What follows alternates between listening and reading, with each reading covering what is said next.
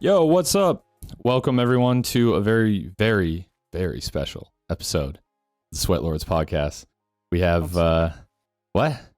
What? What? It made me uncomfortable. Nothing. Sorry, do the intro. Sorry. We have here I have here with me some very, very, very special boys. To my right, It's better. Zach, aka Tin Pin Bolt.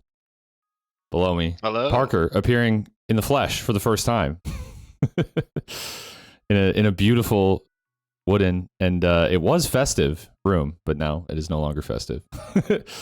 And Garrett, mystery man who we cannot see. Once I get my PlayStation iToy working. There you go. There you go. I don't know if Yeah, you I guys have one of can those. see, but Weren't those like you couldn't? Weren't there games where like you would appear on the screen with the iToy? fuck yeah, dude, it was great. You had like little ninja people you had to smack on the screen. It was That a you lot of had fun. to smack. Yeah, dude, you had to have like perfect lighting conditions or it wouldn't work like at all. Too. Yeah, that So, sounds about right for something like that. It's weird though because like it took Xbox basically like another decade to basically release the same thing in the Kinect. And just as low tech as before. Pretty What? I don't pretty think there much. was. I don't think there was body tracking. It just like used like indicator a pixel of movement as a there's a hand there that's smacking a ninja. So I Yeah. don't know. The games are weird, but it was fun. It was It's a weird. novelty more than anything. Well, anyways, Was we're there not anything on Connect? no, you what I was just finish gonna that say, thought. was there anything on Connect that like didn't flop? Because I feel like it was just a total piece of shit. I don't know anyone that bought one. Star Wars Uh, Connect, pretty good game. They Not did actually. I heard that. Yeah, Okay, wasn't that the I one was that like, had like that oh. awful like dancing game? Yes. Oh my Yeah. god. I feel like the only people I knew that had Kinects like just bought it with the Xbox. Like I don't know anyone that like rushed out to buy it. But anyways, we are not I'm sure here there's a today to few that were talk very about sad. outdated console hardware. Today we actually have a focused and ever so slightly planned episode rather than just shooting the shit for an hour and a half. We are going to talk about what we played in 2021, what our favorite games were, etc. Now, I before we kind of like go full force into that, I'm curious. There's a big Steam sale going on right now. What do you guys buy anything? What do you guys playing? Anything new on your radar? Let me see. I forgot what I bought. I actually ended up Man. buying like stuff for other people. I think more Yeah, you than, got me a game, and I haven't played it yet, but it looked cool. What is it? Yeah. Viscera cleanup detail. Yeah. So Oh yeah, I really Oh, want to play boy. that. that game, the only reason I got into it was because I had the Shadow Warrior like spin-off. Right. And it's one level and you just go around cleaning up like one of the levels in Shadow Warrior 2. And I clicked with it. It's a fun kind of like laid back cleaning game. Yeah, It's totally. in like the same vein of if you like, I don't know. Like what's a game that seems like mundane but like a lot of people play, like Euro Truck? Yeah, something like that. Lately, it's been like Power Wash. A lot of people like that game. Oh yeah. So it's in that vein for sure. Power Wash is probably a better comparison. It's actually this is actually a good segue too because Britta and I both bought House Flipper, and that game is pretty fun. It's basically just like you buy old shitty houses and just clean up like trash and like clean up the floors and then like paint the walls and stuff. And like it's a I've seen that, yeah. multifaceted like mundane simulator game. Why Garrett no always show worried- he face? I don't think he has a webcam, but I don't have a webcam. I could, but like I said, I have like shitty incompatible cameras for like the PlayStation 2 somewhere, so I could probably. figure no, that that's out. okay. But yeah, either way, I'm always a little worried when I see simulator tagged on, because I always think it's gonna be like streamer bait. But there are some good games out there that kind of have that I don't know, like clean up Satisfying. casual vibe. Yeah. Yeah, I don't know. It's something about the gameplay loop for that's a lot of fun. Borrow Trauma was. Did you buy another game that? I bought. Yeah. Oh, I did. you and me I should play actually that because Sure. I've owned that for a while from like a Humble Bundle or something, and I always thought it looked fun to play in co-op, but I'm not really all that interested in playing it solo. If What anything, was it it looks called? stressful solo. Borrow Trauma. It's a submarine like cooperative simulator. Yeah, game. survival Oh, I type saw game. this quite a while ago. Yeah. Yeah, it's been one of those games that 2019. kind of has been like perpetually floating out there in like early access or something like that. Still in early access, yeah. But it does look good. And yeah, I own it. Yeah, I own it for whatever reason, so I would love to Currently try that. $7.50, normally 30. Damn, I might grab actually a it. decent sale. it's one of those Wow. games where you get through all the tutorials and you're like, oh, I still have no idea how to play this, but I think I'm having fun. All right, yeah, that's all. That's all that fun. matters. I was enjoying that. Yeah. I love the idea of fun.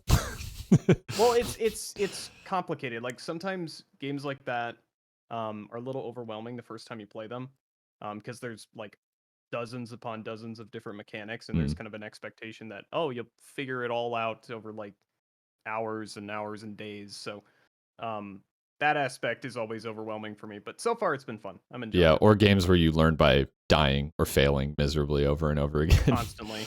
Yeah. Tarkov. Yeah, well, I was thinking like Dark Souls, but yeah. Yeah, it's the Um, very punishing thing. but yeah, I have like a $20 Steam gift card, and all I really bought so far on the sale was just like games that I plan to stream, like some just kind of like goofy, like retro shooters and like parkour games and stuff, like stuff that I thought would be fun to stream. But I haven't bought anything that I really want to like sink my teeth into. So I don't know. I'm hoping I'll come up with something tonight that I could buy. You know, there's always like something like Red Dead Redemption or what is the game? Definitely What's recommend it. the dinosaur game? The fucking Dinosaur. robot dinosaurs. Horizon Zero Dawn. Yeah, with the Oh, shooting yeah. your- Yeah. I was gonna recommend something that we played and it's awful. Yeah, I know. What's that called I again? don't know. So they changed the Orion name 'cause Dino it was so Horde? bad. Yeah. Ark Yeah. Survival or Yeah, well there's Ark too. no. Ark is another thing entirely. That one's a little bit more fleshed out. But than also Dino shitty Horde. for just different reasons. Yeah. I don't know. A lot of people like Ark. I think most of the people who like it are like heavy into like modding it. It's definitely better just like co-op if you have friends to play it with, because this online servers are just a complete shit show. Yeah, fair enough. sure. You're running around in a loincloth and somebody shoots you with a laser rifle, and it's like, all right, well, Realism. yeah. Zero Dawn's actually on my wish list. Maybe I'll buy it instead of just leaving it there for another year. To me, it looks like one of the newer Assassin's Creed games, but just like with a cooler world and like better story. That's kind of where I'm at with it. And I'm like, I don't really love those new Assassin's Creed games, but people do really like Horizon Zero Dawn. So maybe I should check it out. I don't know. I'm sort of just like in limbo with that game where I'm like recognizing that like it's very acclaimed and that I probably for that reason I probably will like it, but also like the cognitive dissonance of like it looks like something I probably wouldn't enjoy that much. But If someone bought it for me, I'd play it. yeah, I don't know fair if I enough. wanna throw the money at it. Yeah. Yeah, it's still even 50% off. It's still $25, which it isn't a lot, but I've been spending like $10 on most games that I play lately. So Fair. I just finally remembered to buy Ultra Kill. I did it right now. Hey, that is a game that I'm going to be talking about a lot. All right. Well, so I'm going to kind of set the stage for this discussion about our favorite games of 2021. Now, 2021, I think everyone can agree was not really the greatest year of all time for games. So I'm stretching the definition of 2021 a little bit, or just the best games of 2021. For me, it's pretty much anything that either came out in 2021 or had a big update in 2021 or had some like reason for me to play in 2021, or came out in like 2020, but I just got around to playing it in 2021. I'm not really going to talk about anything that's like, you know, like 5+ years old, but like anything that like there was some sort of reason that I checked it out in 2021 is kind of where I'm at. But for everyone else, you know, the stage is kind of yours, whatever your criteria might be. We can talk about whatever. I think for me, I thought a good place to start would be to discuss some like multiplayer games that like kind of some or all of us played this year, and you guys can feel free to chime in. I have a short list myself. But I think one that everyone played this year and everyone was kind of surprised by, at least for sure I was surprised by it, was did you say Pico Park? Yeah. Holy shit, that's not even on my list. We literally played that worth the $5. You know what's funny? spent, I don't like, even think that an hour came. I think gameplay? that came out like a couple years ago, but it just now like got popular because of people on like Twitch and YouTube playing it. Probably. Yeah. Wow. I did not really like that game. I'll be honest. It was fine for what it was, but yeah, I mean, For $5, no. we almost in didn't even 2016. we almost didn't even play enough of it. Like we could have all got it refunded probably after like having beat the game. This looks like a less like an polished hour. version of Piku Niku. I haven't heard of Actually. that either, but yeah, I mean it's just like a pretty simplistic puzzle game that just relies on like you have your all of your friends and you have to like stack up and like do like co-op based puzzles essentially. It's kind of fun as like a novelty, but it's definitely not a great game. I don't know. But no, I was gonna say Splitgate. I think just about everyone here played that. I guess like for me, I liked it a lot, but I don't know if it was like it kind of hit me at just like the right time where I like wasn't really playing, like I'm not really playing Siege anymore, wasn't really playing Valorant consistently. I was just like looking for some multiplayer game that I could just like enjoy, and Splitgate filled that niche for like a couple weeks, and then I kind of got bored with it. But it is like it does inhabit like a good space of like it's fun and it's casual and like and you could pick it up really easily, but like if you want to kind of take it to like that extra level, you certainly can with the portals and everything. But I'm curious what you guys think about Splitgate. I really liked it. I think I would have played it a lot more if I was in a mood to play FPSs, but I just haven't been for like Yeah, months that's fair now. enough. But it's Go just ahead. play like a lot more strategy games and like builders and more creative things lately. I don't know what it is. It's like as I get older, the less FPS I play.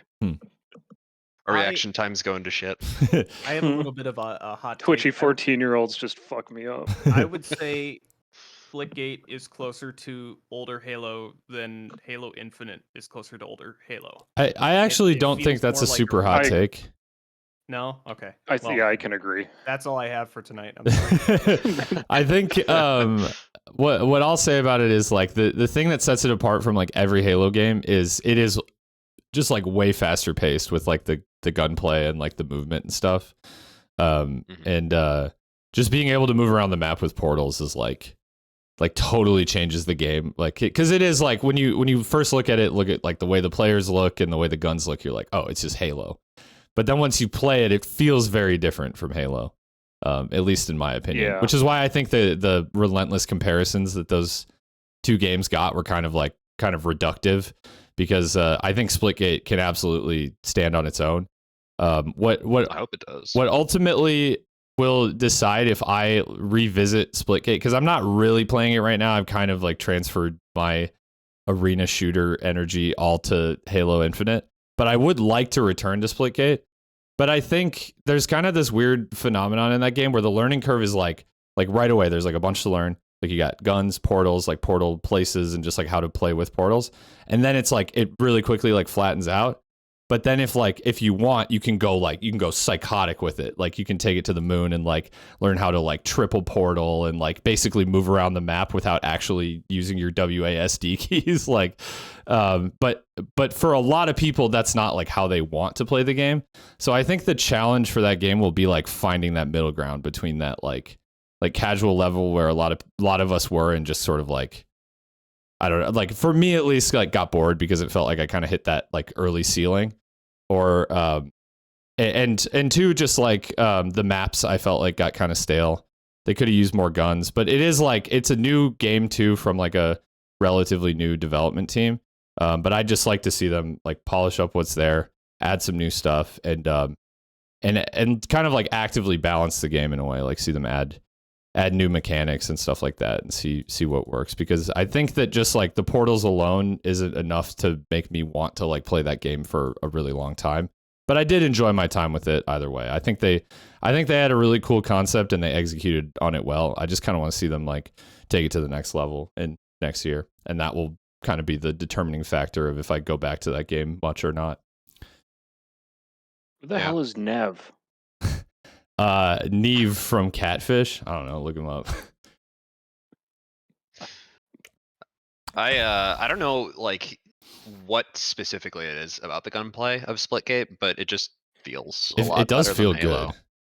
I'll give you that much. It's very satisfying with like headshots and stuff, and I think Halo, like Shoddy Snipers is great. I love that game mode. Oh yeah, it's super and fun. especially in especially in Splitgate, I feel like the portals have some of the biggest impact specifically on that game mode because shotguns and snipers are like two of the main weapons that can give you an advantage, like by popping through a portal either to snipe or getting right up behind someone to like pop them in the back of Yeah. the shotgun. Like even So I think it really, like normally it's not like I do like shoddy snipers in Halo, but I think Splitgate really makes that particular game mode like kind of transcend. Yeah, I think it's like with the snipers and stuff, you can make long angles if you're in like a close quarters map by using the portals. Like you can essentially create those long angles, which is kind of cool. And I think what's cool is that like you can hop into Splitgate and you can see that potential like right away. And I like that about that game. But yeah, I think that's a pretty good segue into Halo Infinite as well, which is another game that I really enjoyed. I always have been a Halo guy, if you will. I've played pretty much all of them. I did not play 5, and 4 was not my cup of tea. But Halo Infinite is definitely, in my mind, a return to form. I actually do think I know a lot of people don't like the like slow pace of Halo's gameplay, and if you don't like that, like the long time to kill, I don't think Halo Infinite probably changed your mind. But I do like the ways in which the little ways that they sped up the gameplay, like just adding that like tiny little bit of sprint, adding things like the grappling hook and the repulsor and the dash, whatever that's called, the thrusters. I thought that was a really cool way that they introduced a little bit more speed, a little bit more snappiness to the gameplay. I think the guns feel good. What? I don't know if there's been an update, but the dash thruster seemed really useless when I used it. You go like 3 feet, it feels like. So I think maybe that'll get tweaked. I It think felt the too short. ideal way to use it is like Jet in Valorant, basically, where you can peek like a super aggressive angle, and then if you notice that there's like the whole team is there, you can just like really quickly like dash back into cover. I think it's more like an extra life than anything. Yeah, you can also fuck up somebody trying to lead their shots too. If you're in a combat situation, like when you're going to hit the booster, but they don't. So when you strafe like right or left using it, I think that can help because I died plenty of times to people using those. Yeah. I think it's just one of those things too where like it definitely is situational, like for sure. I'm not even gonna like pretend like it's the greatest equipment in the game either, but like with that or like with the repulsor, you might not like pick that up immediately and like see the potential of it, but it seems like people like already are coming up with really interesting creative ways to use those things, like especially the repulsor, like being able to kind of like point that at the ground and like launch yourself up high is kind of like a crazy little trick that you can do with that. The repulsor, like if you're really paying attention to like your environment, you can use physics objects around you and shit like that. Like the repulsor is interesting, and it kind of fucks with people. Even if you just use it in the middle of a close range gunfight and you yeet them, you kind of they're forced to sort of be up and out in the open while they're hurtling through the air. So it can work. It's the grappling hook. That was just fun. It's just so fun. The grappling hook. It's so fun. Yeah. There's a clip of me getting like 10 kills in a row with the grappling hook and the sword. Like it's on the streets map, and I just see someone and they're like even if they're across the map from me, they're just dead because I just start swinging towards them, and like it's actually so fun. I guess like if we want to get into some negatives about Halo Infinite, there's not really a lot of content there yet. I've been enjoying it still, like just because of the variety in the weapons and the equipment, which is something like I feel like that game has over Splitgate that like keeps me wanting to come back to it. But on the other hand, Halo has like if you're not playing the big team battle, which I'm not the biggest fan of big team battle, you have basically 5 or 6 maps in like the regular Slayer mode, and you see them all really quickly because the games are fast, and yeah, the level progression that's worth mentioning too. It was pretty bad at launch. It's still pretty bad, but it's like passable now. The problem is that, and what a lot of people are still mad about is that basically your only form of progression is in the battle pass. So there's not a lot that you can really unlock for free if you're a purely free to play player. The upsides of the battle pass, of course, being that it lasts forever. It never expires. So you could buy it now and you could unlock the last piece of armor in it in 10 years and that would just be fine. But the downside is then that like you have to pay that $10 like if you want anything to unlock pretty much, because the free track of the battle pass is worthless. And the only other way to get free stuff is just to wait for like special events, sort of like Siege had, like seasonal events. So and I didn't play the campaign, actually. I don't know. Has anyone here played the campaign? No, I watched lots of clips of it. It looks zero super interest. fun. I'm sure it's fun. I Yeah. cannot will myself to care for some reason. I don't know what's wrong with I, me. no, I mean that's perfectly fine. A lot of games come out every year, and I think like not playing one popular one is like you're not gonna die. All the clips I see are just kind of like funny little things, like they're like the 30-second clips of like something goofy happening, and like it makes me want to play it just because you always have the grappling hook. As far as I understand, you can modify the weapons that you Yep. find in multiplayer to do different things. It looks like they did a lot of cool things with it. So I think I will play that at some point. Maybe not soon. I've got a backlog, so Yeah, it seems like they gave a shit when they made it. yeah. I think I'll probably play it when the co-op releases, which I think will be kind of like early to mid next year. It is kind of a bummer that the campaign didn't launch with co-op, but it sounds like they're sort of and you know, you can say what you want about this because I think there are positives and negatives to this, but it sounds like they're kind of treating the campaign as a bit of a live service where they're like Halo Infinite is like the Halo game, but in the future they might release like more campaigns for the game, like DLCs and stuff like that. So I kind of get it, like the way they're slowly rolling stuff out. But I think they kind of squandered what could have been a really good launch because people were like really excited about the campaign and about the game, and the multiplayer was good, and like, you know, people were looking forward. They were like, oh, okay, yeah, maybe they got it right this time. And it does seem like the campaign is good, which is good. But I think it launching with co-op would have kind of taken that to the next level. This and 2020 have been the 2 years of troubled development cycles. Yeah. For sure. Yeah.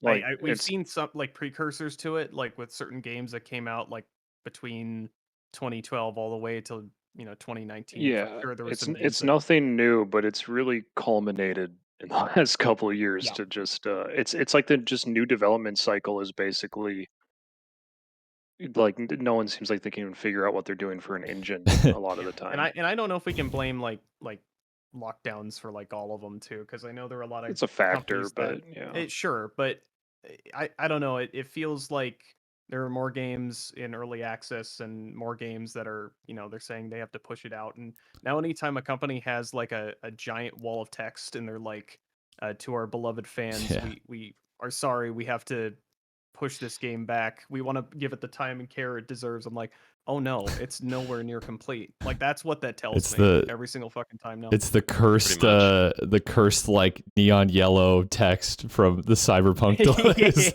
and then after that, it just became associated with like apologies, basically. Black text laying in a pool of piss. Yeah, pretty much.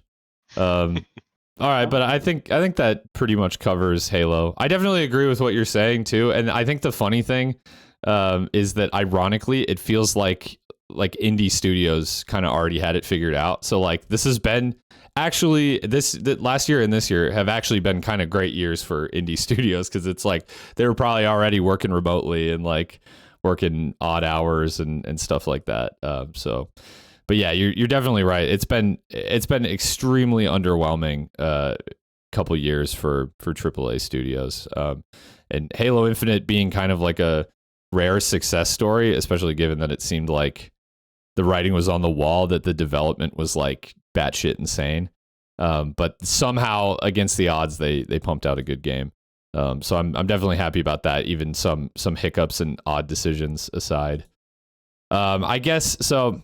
This is this might just be me more monologuing, but I won't go on too long. I wanted to talk at least a little bit about Rainbow Six Siege this year. Did any of you guys play Siege this year at all? No. Maybe once. Okay. I think I picked it up once. I played in January about normal, like we had been, where I would play on the weekends and maybe once or twice, like over the week. And then that turned into, I was just playing on Wednesday. And then it turned into like, I was playing every other Wednesday. And then I just stopped. I just kind of pulled the plug on it because I just wasn't enjoying it. It's weird because I was a little bit optimistic when they did like the year reveal. And then I kind of like realized what the content was actually going to be, which was like no new maps, only 4 new operators, which like that's kind of, it doesn't bother me that much because the game already has so much. But what really was the nail in the coffin, I think, was the balancing choices that they made. They kind of did a lot of like, it turned into a game of like, okay, who's my favorite operator that's going to be unusable when I boot up the game this time because they like, you know, nerfed their recoil into oblivion or like removed, you know, a cool synergy with one of their gadgets or something. So that was kind of what did it for me. And also just like the realization, like last year I would grind ranked in that game a little bit. And I really kind of like came to the realization that I never had fun doing that and that I was just doing it because I thought it was like the experience that like that game was built for. And when I came to the realization that that wasn't for me, what I realized was that I also don't have all that much fun in like the casual mode of the game anymore. Because the player base is kind of just like, although like people who played that game for fun have sort of just like evaporated out of the player base. And now it's like casual is like sweaty as all hell. Ranked is sweaty as all hell if you're not running into cheaters and so on and so forth. And in unranked people are just like fucking scrimming or something. I don't know. It's crazy. So yeah, I mean, I just like for my mental health and everything, this was kind of just like, this year was kind of the nail in the coffin for Siege. I don't know. At the end of the day, I still think it's kind of like the best and most interesting like tactical shooter from like a pure like teamwork and gameplay perspective that I've ever played. Because there's just like so much that you're dealing with, like all the destruction, all the different gadgets, like I almost called it asymptomatic. My brain is fucking broken. The asymmetric gameplay of like the defenders are inside the house and the attackers are outside of it or whatever. I still think all that's really cool. And I hope that game either like makes a comeback in the form of like they can recruit some like former players or like new players who actually like want to have fun with the game and not just like turn it into this like fucking whatever disaster it is right now. And if not, then I hope they make a cool sequel or someone else hijacks the idea and makes a similar game. But right now, the state that Siege is in this year is not it for me. And that's kind of all. I don't know if you guys want to weigh in at all, having not really played it this year, but I mean, for them to draw in new players, I think probably I don't know, as someone that started a lot later than the rest of you, definitely the biggest hurdle for me was like not only learning what operators like had good loadouts and which loadouts were good for what scenarios, but also just like you said, they're only doing 4 new operators, but it's almost like they're hitting a critical max of like shit that I really want to keep track of in my head and stuff I need to worry about. So if that slows down, I don't think like a game needs to keep pushing out necessarily like new operators or new content all the time, as long as they're kind of changing it up. Obviously didn't work super great with their rebalancing, but I don't know. Yeah, if they're trying to get newer players at least. I know. Well, and it's hard to like, because when we played the game, I mean, I will recognize that we kind of enjoyed the game in a non-traditional way, because not most people aren't getting 10 friends in a custom game and playing with no reinforcements on Favela. but like, you know, that was just kind of how we enjoyed the game sometime, and like that goofy stuff was like what kept me coming back to that game. But I mean, I don't even, you probably didn't even play long enough to see the Favela rework. I mean, it looks like Clubhouse or some shit now. Like it's totally different. Like, wait, have I played the new Favela? Because I thought they reworked it while I was playing, it would but have did been they like change it again? probably like May of this year or something like that. So Oh, if you shit, haven't played definitely since not then, then. probably Yeah. not. No. I don't think so. But I yeah, don't know. but that's another thing is like it just feels like everything is like just getting kind of like blurred together too. It's like, you know, the maps are all like less interesting and distinct. You know, there's way less of your like favela and house and plain. Not that those are necessarily good maps, but like at least they're like good for variety, you know. And like old chalet.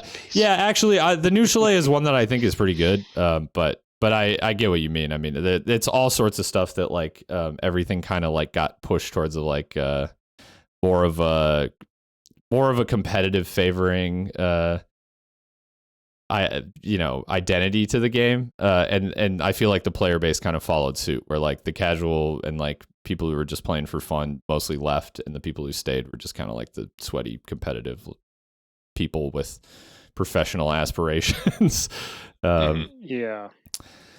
I guess on the flip side, a game that I did find that I enjoyed quite a bit this year, but I feel like won't be met with much agreement, was Valorant. I feel like Valorant pretty much picked up where Siege left off for me, in that it just feels like old Siege, in that like it's still fun to learn the maps, and the maps are all different, and like the agents are like they have cool abilities, and it's fun to like mess around with them, and it might just be like a honeymoon phase in terms of like it's just because it's new, I like it, but it does feel like they've done some things right with that game that I feel like Siege has kind of gone in the opposite direction from. Like the characters in that game actually feel powerful. They don't feel like they're just getting weaker and weaker every patch that passes, like in Siege. And I found that maybe it's just the art style, but I was worried that I wouldn't like that game because it has like the CSGO gunplay, and I never was into CSGO's gunplay. It just feels really wrong to me. But I know that that's not like how most people feel. Most people think it's like the gold standard, but I digress. I didn't find it as distracting in that game because the game is so unrealistic that it didn't really bother me. And then on the other hand, I didn't find that I had all that much trouble learning it. But I guess I don't know, Zach, I can't remember if you said you had played that game or not, but no, I stayed away from it exclusively because of the CSGO style of play. Yeah. I definitely think that's fair. It is like that, but for some reason it just didn't bother me in that game like it does in CS. But I don't know. Parker and Garrett, I know you guys have both played it, but I think your opinions might differ from mine. Yeah. So one thing I wanted to point out, usually my go-to indicator on whether or not like I know a multiplayer game I genuinely like really like is usually determined by if I'll play it on my own sometimes. Yeah. And the only time I play Valorant is if like we have a 4-stack going, and that tells me more than enough about like my opinion of the game. But I don't hate it. It's kind of just there, so I'll play it if people want to play it sometimes. But that's the gist of it. I had a good session or two of that game, like when it was really new, but like that game makes me mauled. I can't handle the like. I usually don't get mad at games, but I can't get around the recoil thing, and I have no motivation to figure it out because I just don't really enjoy it. I like a lot of things about the game. I hate the art style, but I think like the gameplay is really fun. I think the art style is like I guess I could see how you just don't like the entire like package, but I actually think it's really nice. Like quirky voice acting. You don't like the quirky voice God. Even that doesn't really bother me all that much. It's pretty like I can get around that because for gameplay it makes things really like crisp. Yeah, that's definitely the idea. But like I like the idea of different hero abilities, like kind of like Siege, but a bit more, I guess, dramatic. But yeah, just the core gameplay of it, like the way it feels like CS:GO, or I can't, it doesn't work for me. So I haven't really wanted to get into it. If it was day one again where everyone sucked as much as I did, I think it'd be more fun. But when you're just getting stomped on, it's not super enjoyable. So just to clarify, the developers of this game are the same people that made League, right? Yeah. I would be interested in seeing what's the crossover. Like, how many people came to the game just because they like FPS games versus how many people came to the game who were like already playing League of Legends. Yeah, that's an interesting point. I would imagine that the biggest crossover with that game and any other game is probably with CS:GO, and FPS games primarily. Like so Sure. Counter-Strike, probably Siege. I mean, although Siege has a smaller player base, but I would imagine that a lot of Siege players also play Valorant. And then probably after that, it would be like League and just Riot fans in general. Sure. Is League still as like popular as it was? Because I remember for a while it was like the game like a lot of people played, or like real time Pretty- strategy. It's definitely Pretty popular. big. Yeah. I think it's all relative. I think that game is less popular than it was at a point, but there was a point where it was like far and away the most popular game in the world. So I don't even think that that's like really much of a fall from grace. Was that the response to Dota 2? Because it's kind of Yeah, a more or similar less. style, right? Yeah, I haven't played either, so I'm kind of out of my element here. But have any of you played either of those games? League or Nope. Dota? I've been Yeah. warned not to get into either of them Pretty by much people who play them. same. Word. Yeah. I don't know. I don't really like the Dota gameplay, like the idea of it. There are appealing aspects of it to me. Like I guess you could compare it a lot to Valorant in the sense that like you have like really powerful characters with like cool ability sets.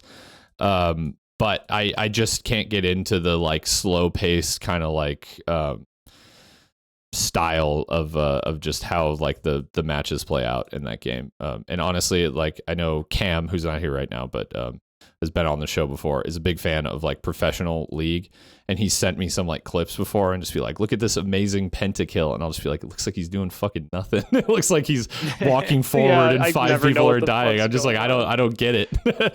So Those sprites did a lot of stuff. yeah.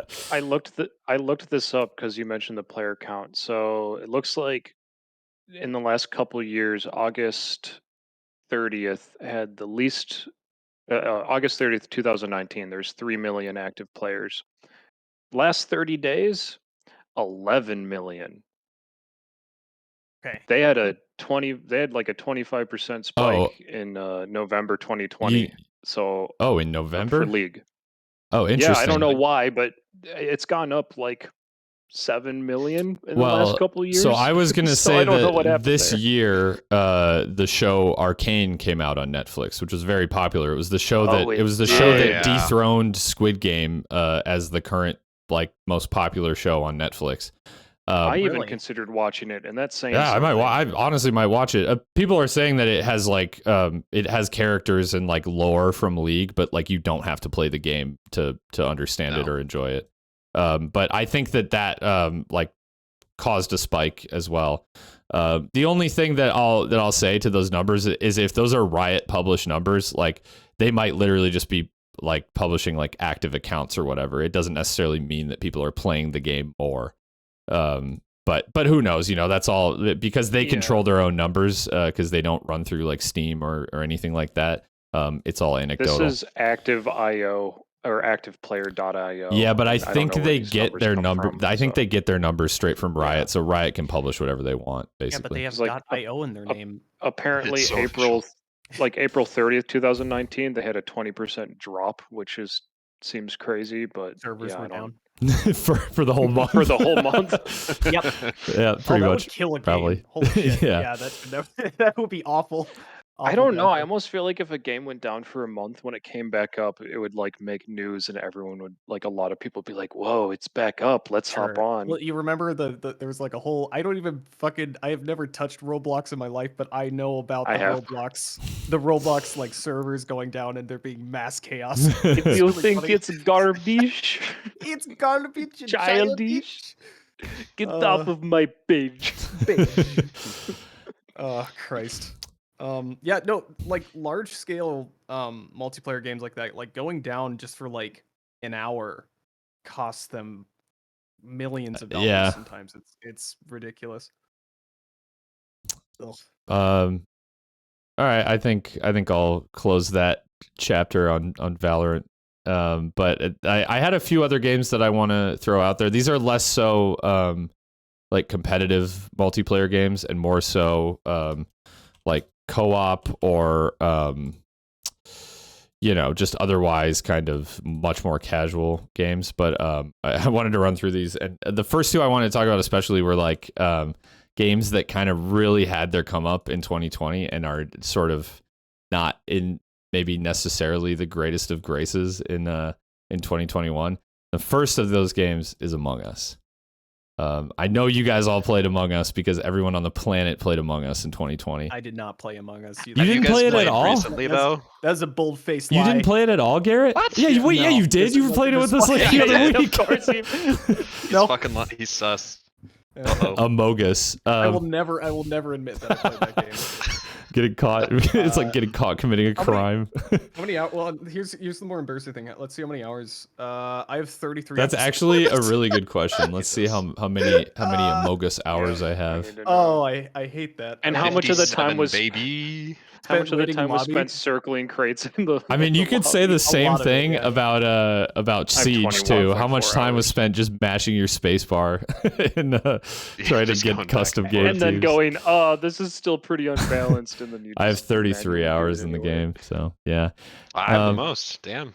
Yeah, the Among Us as a game is like nothing really all that special. It's just like Mafia or Town of Salem, or like it's been done before, but it just like was done particularly well, I guess, in that game. It was very accessible. Like Yeah. even my sister played Among Us, like It was because you could play it on your phone, which brought a lot of people in. So accessible, but you could kind of like you could go pretty far with just like the strategy and like the mind games and stuff too. Yeah. So I like that about it. But yeah, what killed it really was just like how long it took them to release a content update, because like what was the first content update after it really blew up? Was it the airship? we Probably. finally got airship and fuck. Yeah, the airship is like, I don't even think I love anyone plays Airship. it. I think everyone plays Skeleton Polis You still. need a full 10 stack. Well, so you Otherwise, can do it's, like, teams of minimum. 15 now, but I think they released those in the wrong order because they released the airship and we played it with 10 and it felt too big for 10. they just released the shapeshifter thing. I forgot about that. That's such a good inclusion, by the way. Has anyone played with the shapeshifter, the Yep, engineer? we played. Played once. Yeah, I don't remember who I was playing, but a couple weeks ago we played, and it was pretty fun. Yeah, I mean the thing is, at the end of the day, the game is just fun. Like it is just a good game. But it's not something you binge, but it's fun. The development team, I think, like, and they were a really, really small team. It was like 2 guys, and this year I think they scaled up to like, I don't know, 10 or 15 or something. But they really, I think they really dropped the ball. They needed to get a content update out first, and I honestly would have been okay with kind of like another map that was like, less out there, like Airship, and just like, same tasks or whatever, but just like different layout, or like just a couple Mix it new up, tasks. yeah. The Airship was almost like too much all at once because it introduced like, I think, all new tasks. Like they're pretty much all new, right? I think so. And it's enormous. So It's like huge. I only played it a few times, but like people were like, and Parker, what were you doing? And I'd be like, I don't know. I'm not even the imposter, and I still don't know what I was doing. What do I call this? I was doing the thing where you Yeah. move gas, like You make a sandwich. yeah, you make it. I thought that like you said that, and I was like, haha, funny. And then I was like, that is a task. Yeah, straight do up. make Yeah. food. And some of the sandwiches are insane. It's just like 2 buns and lettuce. Like, Or just all bread. yeah, onions.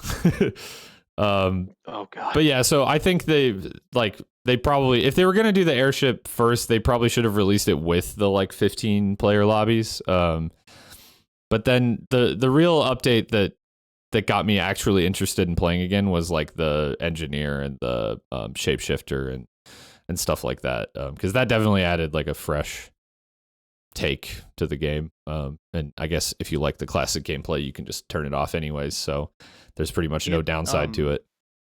It needs Steam Workshop. Oh, so badly. Yeah. Yeah. I don't know how difficult that is to implement and how long that would take them, but like custom content, if they had that right out of the gates, people would still be Oh, playing. yeah, it, and I think it totally. would be much more active.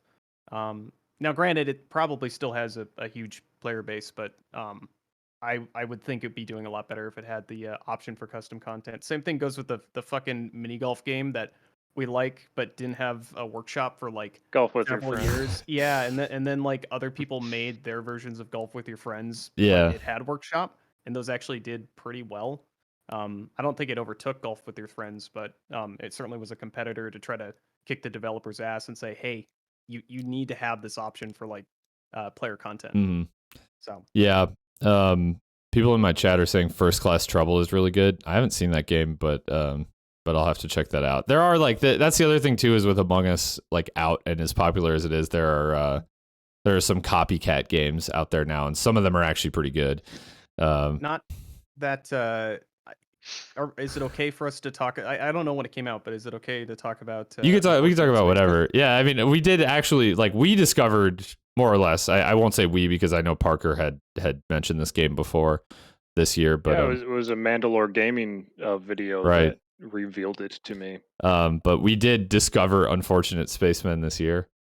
I don't know. I mean, the game is fun, but the balance isn't really there. It's kind of like So when I made some tweaks there, like to remove like weapon spawns and whatever, it helped a lot. It almost made it too strong for the monster. Yeah. But like the default settings, at least for us, did not work. Yeah. Like, it kind of feels like the game can either be pretty advanced. Yeah. It's almost a little hard to figure out. Yeah. It kind of feels like that game can obtuse. either be balanced or it can be fun. That's like kind of how it feels. Like it's like you could take away all the like power weapons and stuff and like you'll have a pretty balanced game, but then you took away a bunch of the fun stuff. I don't know. I still enjoyed that game when we played it, but like it was kind of like you had to just like check the expectation that the games were going to be balanced at the door because it just ended up with pure goofiness most of the time. Yeah. With like, because like we kind of tried to fix the balance by like nerfing the spacemen, but if there had been an option to just make the monster more powerful, then I think that would have or been add a second more fun monster way to balance it. Add a second monster, Jesus, yeah. The trader helped a lot. It does when the Like, trader if is you have a playing good well, trader. Yeah. But a lot of us, we've only played once or twice, so you hop on, you're like, okay, I'm the trader. What the hell am I supposed to be doing? And then by the time you know the controls, you don't know strategy or Right. like the monster the kills plan's them. gonna be. Yeah. Exactly. The monster kills them because it doesn't tell you, does it? I think I did that like don't every time I remember. was the monster. Yeah, right. I don't remember, but yeah, there was some bullshit where like the trader would kill the monster or vice versa. I think Zach was involved in this. This was one of the first monster wins in that game that I ever witnessed. It was like you and Will were like locked in a room, and like me and Kenny thought you guys were being sketchy or something, and we started just gunning you down. And that was like a 10-minute firefight. And then we came to find out that not a single one of us four was the monster or trader. We just killed each other for no reason. You guys started shooting first, so we were like, "It's them! It's them!" Maybe you were with me too. We established boundaries, and you guys broke them. We're like, "Don't follow us," and you're just like, "We're gonna follow you." But that was like the kind of shit that was fun like in the that traitor game. and imposter, but don't follow us. Don't worry about it. It's okay. And it's also the VoIP makes it all amazing. Like just the voice chat. I think the VoIP needs to be improved in many ways in that game that would make it a lot better. Like for one, like the range of it is so big, like that you can be like you can yell out for help and who the imposter or who the whatever the shapeshifter is from like across the map, and like a bunch of people will hear you when it makes no sense. Yeah, they hear you through like walls and stuff. It's basically just like pure like 3D audio. Like it doesn't like and it's low quality. Yeah, it sounds like shit. So you'll hear them from a mile away, but you won't be able to understand them. If that game had a bigger budget, I think those guys could have made it quite a bit better. But for now, it's just kind of fun to fuck around in, and you know. They're not officially part of New Blood. Yeah, I was actually going to say they just got acquired by another studio. Really? They're no longer with New Blood. Oh, did they get bought by Tencent? No, it's not. I don't think it's Tencent. No. It was something I had never heard of, so I assumed it was another smaller indie studio, or publisher. I thought it was the actual developers, like they're it could be their own thing, but yeah, it could be like a completely separate company too.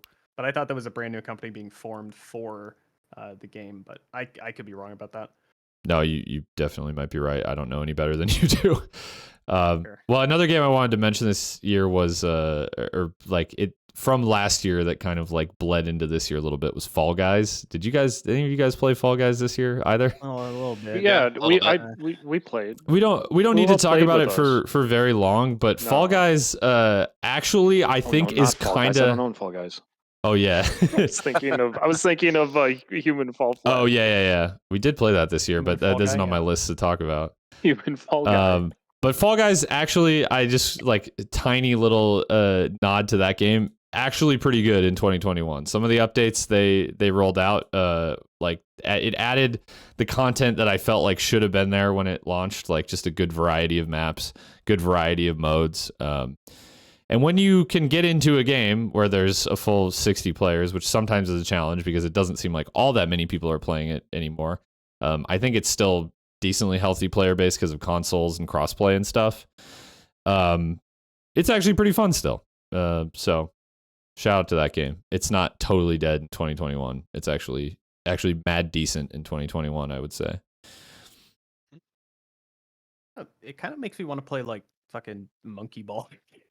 Yeah, Something about the art style. No, for sure. There was a new Monkey Ball game this year, wasn't there?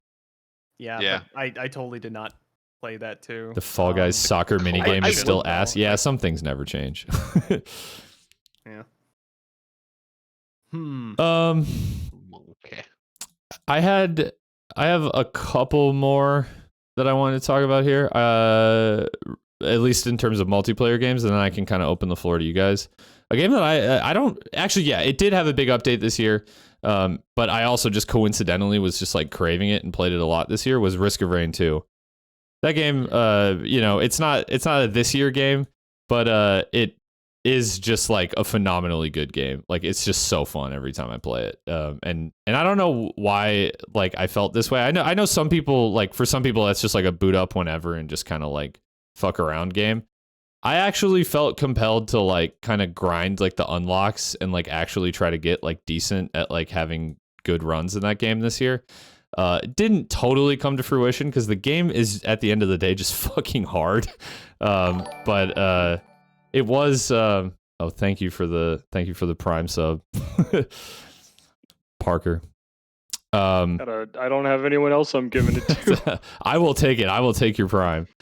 Yeah. But yeah, just Risk of Rain 2. And the update that it had this year, I think just did like a lot of balancing. And I believe it added the Bandit, which I think is like, I can hardly imagine that game without the Bandit now. The Bandit's one of the best survivors, I think.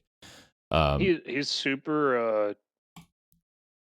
there's technique to him, which, I mean, there's technique to all of them, but like figuring him out is a lot of fun. Stand behind people and shoot.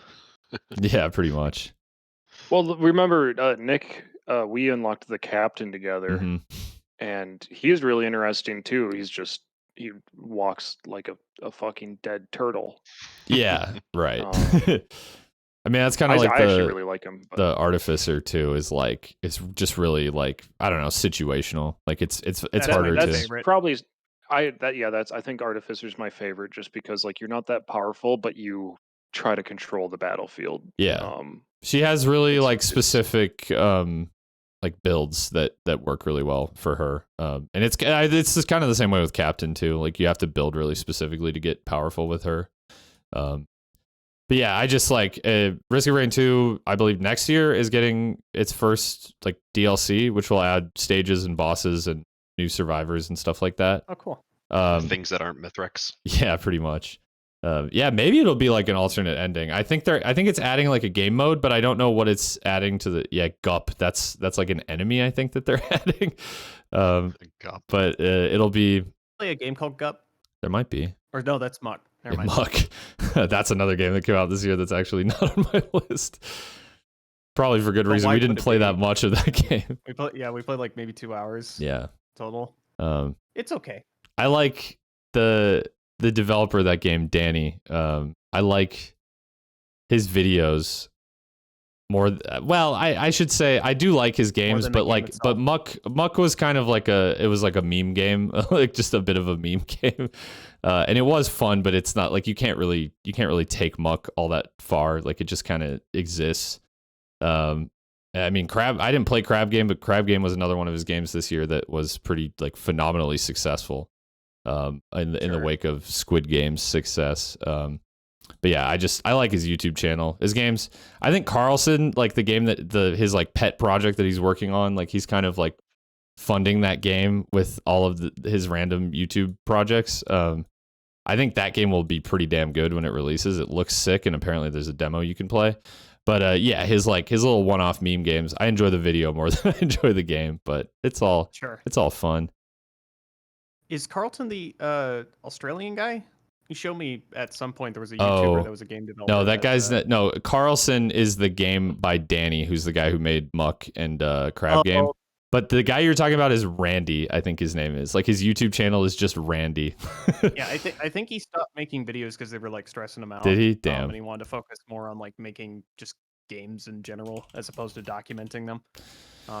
So and I don't blame him because like trying to come up with like a new idea like every month or even every week for like YouTube when you're trying to juggle like an actual game development cycle sounds like a colossal pain in the ass. Yeah, at some point it probably just starts slowing down your development. But I think the other guy, Danny, I think he's more so using it to like fund and like get publicity for his games, which like seems to be working out for him. Smart. Another guy who did that, and this is getting a little sidetracked, but I'll bring it back on the rails in a second here. But the guy who made that game on Steam, Rot Flesh, I haven't played it, but it actually looks kind of cool. He actually has a good YouTube channel as well. I actually just shouted him out on stream the other day. A part of the economic body horror. Yes, which is like the weirdest name for a bundle that I've ever seen. Oh, it's funny. But I gotta check that out. I never looked at it. Rot Flesh. There's some good games in there. WROUGHT Flesh. There we go. Yeah, the one where you sell organs as like a space trader or whatever. That looks kind of cool. I think Germa was playing that on stream the other day. Yeah, that looks fun. Yeah, what the fuck? I mean, I know what Cruelty Squad is, but what? Yeah. It's like fighting the plague. I have Caves of Quid on my wish list. Yeah, there was a Seth video on that. Yep. Yeah, I love recommended. Seth, but I like Cataclysm Dark Days Ahead, and this is kind of similar to that. So it's only 10% off though with the bundle. This bundle actually really doesn't save you much money. Yeah, Well, it's sort of like I think the bundle existed before like the sale or but, Oh, like, okay. you're saying you're not really. Yeah, I think it's I don't because a think, bunch of those games are new. probably. Yeah. I think Caves of Quid is still early access, but I'm not sure. Let's see. Another game I wanted to touch on quick was Phasmophobia, and I know at the very least Zach will have probably more thoughts than I do on this. God, my hair is just like... How many hours? Can we get a? You want to take a guess? I know. Like I'm gonna go like what, like 300? No, I was not gonna that say, much. like, Okay, I'm gonna say 210. I'm gonna say Is it in the hundreds? It's in the hundreds. Okay. 209. 209. Oh, okay. not even close to 300. Literally It's 2/3 of the way. 184. Okay. 184. Oh look, I win. Okay. Weird. There you go. Yeah, Price is right. Yeah, and you. Never mind. You win. Nothing. I love that game. It's great. But yeah, Phasmophobia is a lot of fun, and I think the real the mark of a good game with Phasmophobia is the fact that I have pretty much next to no interest in horror games, and I still played and thoroughly enjoyed that game. It manages to kind of transcend horror tropes while being like also pretty simplistic and kind of like understandable at face value. And also it's like I kind of perceived it as like a casual game. It's actually kind of fucking hard. Like that game is very challenging. Small maps on intermediate I can handle, but like as soon as you're going like with the larger maps and harder difficulties, like either of those things, not necessarily both at the same time, but if both, I'm fucked. It's a challenging game. You really got to kind of sort of pick up knowledge as you go, Mm-hmm. which I guess every game is like that, but in like more of a like book learning kind of way, where Yeah. you're like, oh well, this type of ghost. Because like if you're just sitting in the truck paging through the ghosts, trying to like think of something that indicates one of them, that's not one of the like hard evidences. Um, yeah, I don't know. Like you kind of start to get a feeling. It's weird. It's like this one. I just feel like it's the twins, and sometimes you're right, Yeah. and it feels good. I like that game. It's esoteric. You never I really uh yeah. I do want to say from my uneducated game design perspective, I think the game would do better if um the larger maps were smaller, or at the very least there were like additional goals Yeah, it or needs conflicts that you had to pay attention to, Mhm. because it yeah. there's a reason why we like, it's not just because it's more difficult, but I actively don't really enjoy like some of the larger maps in that game. Yeah. Like anytime we play and I have a good time, it's usually on a more condensed map. Because Mhm. even the smaller maps, like we still have trouble sometimes locating which room Some of the has larger the just enemy like activity. yeah, some of the larger suburban houses that have a bit more rooms, like it still takes me some time to figure out where the hell the ghost is, and then sometimes I'll be wrong. And then if it comes to playing on school or something, I need to be with Zach or Yeah. one of the others that's played a lot of it. I'm a little bit Bankroll the curious. expedition. I'm a little bit curious, Yeah. Zach, what you think of the bigger maps, because I'm kind of with Garrett on this one, where like they're interesting, but they definitely feel like more tedious and less fun overall than the smaller maps. Yeah, Same content, bigger area. Yeah. school isn't terrible. I think in terms of a medium-sized map, the park is about, I think, as big as it should get, because Sure. it's not necessarily a lot of Mm, area to cover, but there's like a lot of different places to check. Asylum is honestly just terrible. If they do a super big map like that again, I think it's got to be like the spawn point is right in the center of it, Yeah. so it's yep. easy to get to the truck and back. Because I think Asylum, it's takes forever just to get across the map, I and was that's not talking fun. about this with someone, but like if on the big maps they made it so that instead of a truck, you had a room in like the middle of the map, like in the school, you could use like the gym, Yeah. and that's where your equipment is. And then it would also feel more like a lot more like some of the Ghost Hunter where they have like they set up like their like the shitty TV shows, but Pretty they set much. up their little command center like in a room in the building. Yeah. um, and I think that would be a really cool way to do it. And then you're not running so far. The asylum, it's not even that big. It's just it's long, so you Mhm. have to run far. When you're not even when it's not even that much surface area, which is why I like school better. It's much more. It's almost a square, but So I've been playing a little bit of Payday, and one of the yeah, things recently that I've found is that like when you're doing the setup, it allows you to like purchase extra little boons or whatever. yeah, That'll be like, oh, we'll store extra supplies for you on the map, and I think Phasmophobia would like super benefit from Yeah, something I like could see that. that for sure. yeah. The So Phasmophobia UI is pretty rough. Like buying equipment and like figuring out what you have. Like you there should just be a screen where you choose what you're bringing, and then it, like, tells you if you're gonna be Yeah. purchasing it. Because the way it is now, like, you go to the buy screen, you don't know how many you have, so you have to keep toggling back and forth, and, like, you can only see 7 items on the screen at the same time. I'm So sort they of a lot of that could be streamlined and I'm improved. sort of conflicted on that, because I actually do like how like all the UI is sort of like incidental, like it's actually in the world, which I think is kind of Oh, cool. yeah, But it but I doesn't think they could still necessarily do lend that. itself well to like good gameplay, like at least in like the menus and stuff. The stuff in like the truck, like where you have to go into the truck to like monitor certain things is pretty cool. Oh, Um that's awesome. but yeah, like the actual like navigating the like menus is a little bit tedious sometimes. I expect there's going to be a lot more updates based on the rate that Yeah. they've been pumping stuff out recently. Yeah. So Yeah. And in terms of The devs maps, seem pretty cool. in terms of Like, maps, isn't the camp is the newest one, right? And if correct. I don't is it? personally love the camp, but if the camp is like an indication of like the directions they might possibly go in the future, I actually think that's really promising, because I think even though the camp like is not for me personally necessarily, I do think that it shakes up the game in an interesting way. Like it's less of like same thing but bigger, and more of like actually different kind of type of gameplay. So I like that about that too. Um, I really hope they add more like mansion type buildings, because so far we have houses, cabins, and like like the school, asylum, and prison don't feel all that different to play. But if they added like what feels like an actual your classic haunted house, that would be great. I think it's a lot of it has to do with them being able to use the same assets and textures with the houses, because like the 3 houses, they're like the same architecture, just different sizes.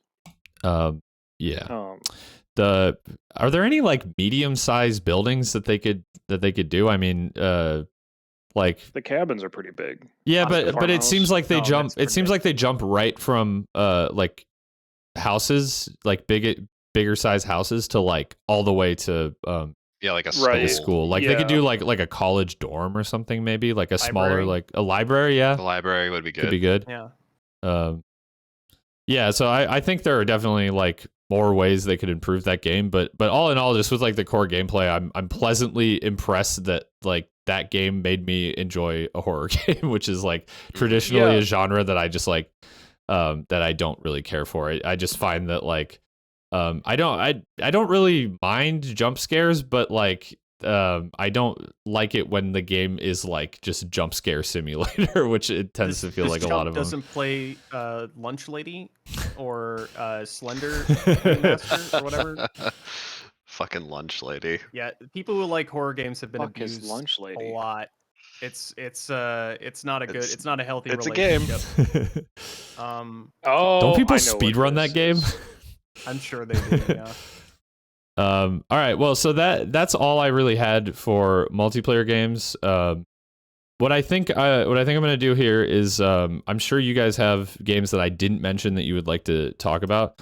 So I'll kind of throw it to you guys, and then I'll bring it back with like our our top lists, quote unquote. I don't know if you guys all have like lists or if you just have like random games you want to mention, but what I'll kind of do is like have you guys mention the games that you want to talk about, and then I'll kind of close it out with my like top games or whatever, and then we can talk about the games we're excited for coming up next year. But first, I'm gonna take a quick. Then. So, all right, I'm like I said, I'm gonna kind of throw it to you guys at this point. I don't if you guys just want to run through your top lists, or if you just have other games you want to throw out. I think now's a good time to talk about it. And I have a couple more games that I want to talk about outside of my like top 5 list. That if they don't get mentioned, I'll bring up kind of at the end. But I'm gonna say the floor is yours for whatever games you want to throw out that I didn't already bring up. Did anyone play Below Zero this year? No, Subnautica. actually. Yeah, I kind of forgot about that. I did play that. I thought it was. All right, next topic. Anyways. I thought it was like Subnautica was my favorite game that I played last year. Below Zero did a lot of things different. Some of them were good, and some of them were not so great.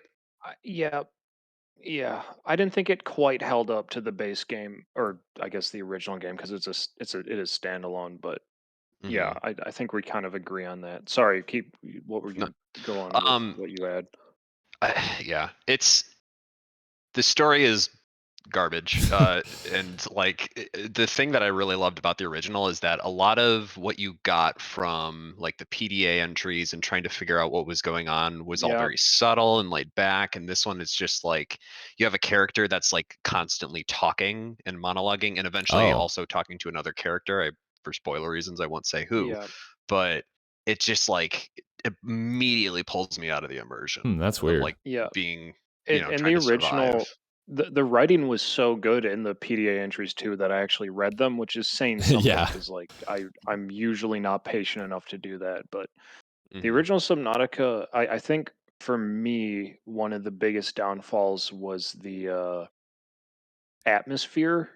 And the original Really? Subnautica felt much stronger to me, especially when you're going to like what is it, like the blood kelp area, the like haunted zone.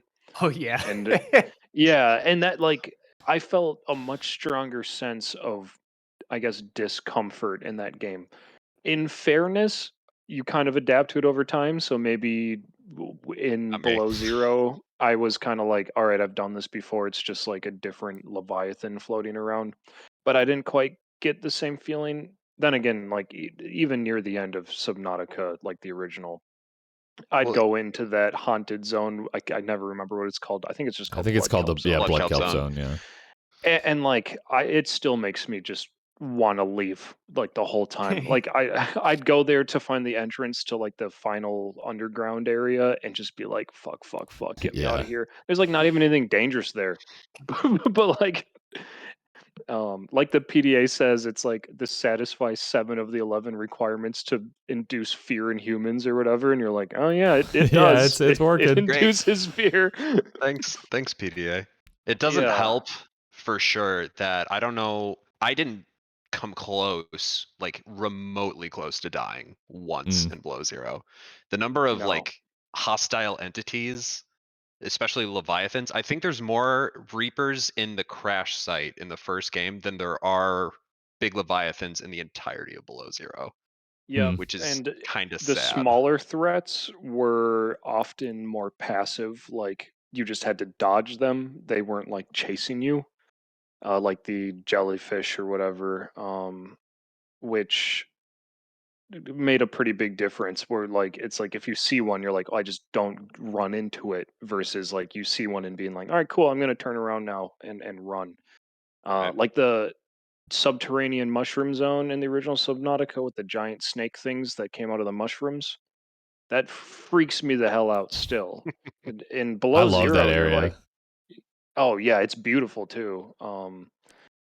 Below Zero also had far too much above ground time and Yes. confusing Mm. areas that I just didn't want to be in. It wasn't nearly as interesting as being underground. There's only like a couple animals up there. There's the penguins, which were harmless, and then the like the wolf things, which you didn't really need to have a good reason to be afraid of. I think I just killed them.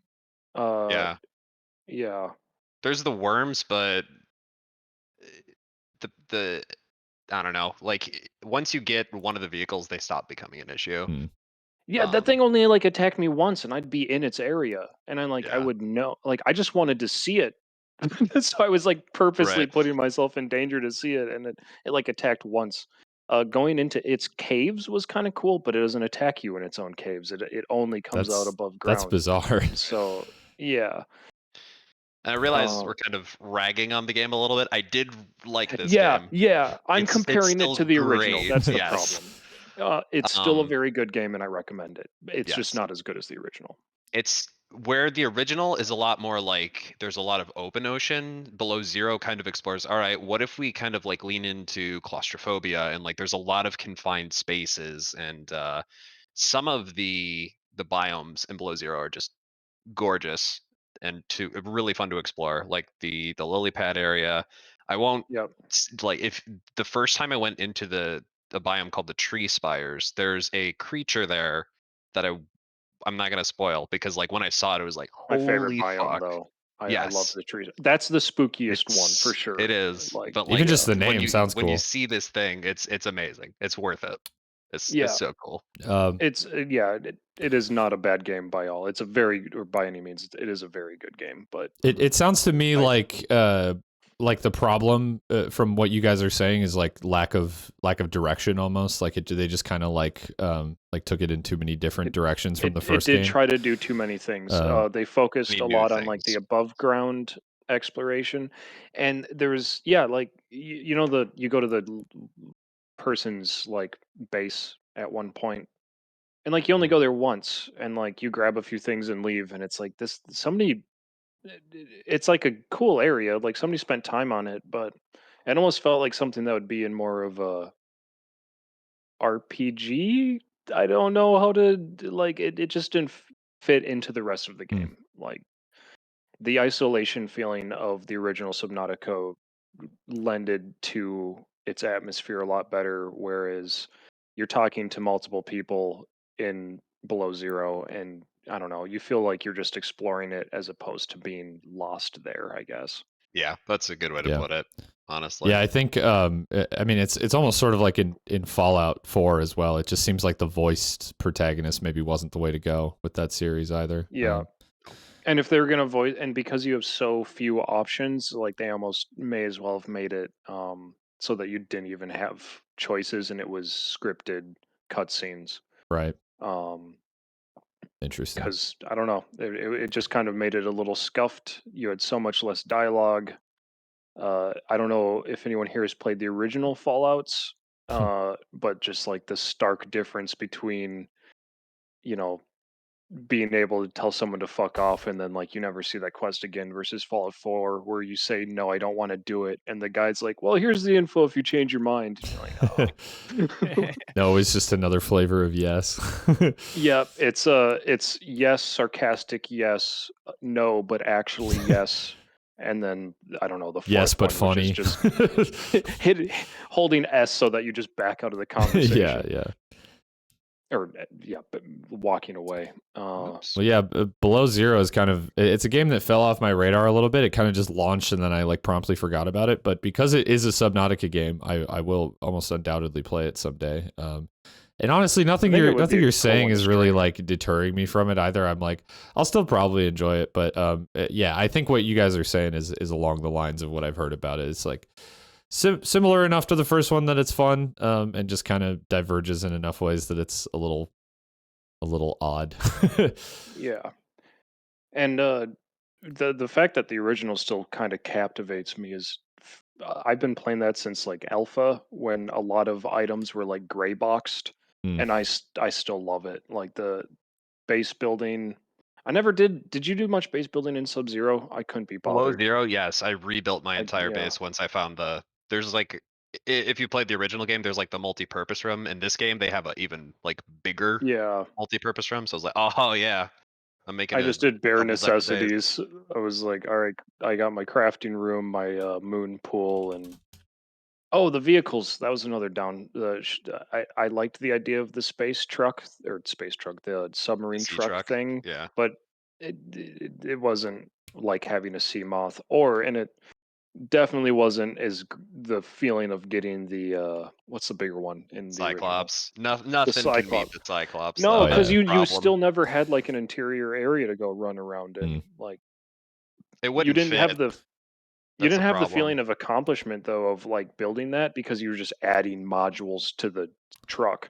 I did was like yeah. the Cyclops in the first one, but it was actually one of my few complaints about that game where I felt like being able to build a traveling base kind of undermined that feeling of like returning to your base, like returning to the safety of your base and like your base being like a really important place.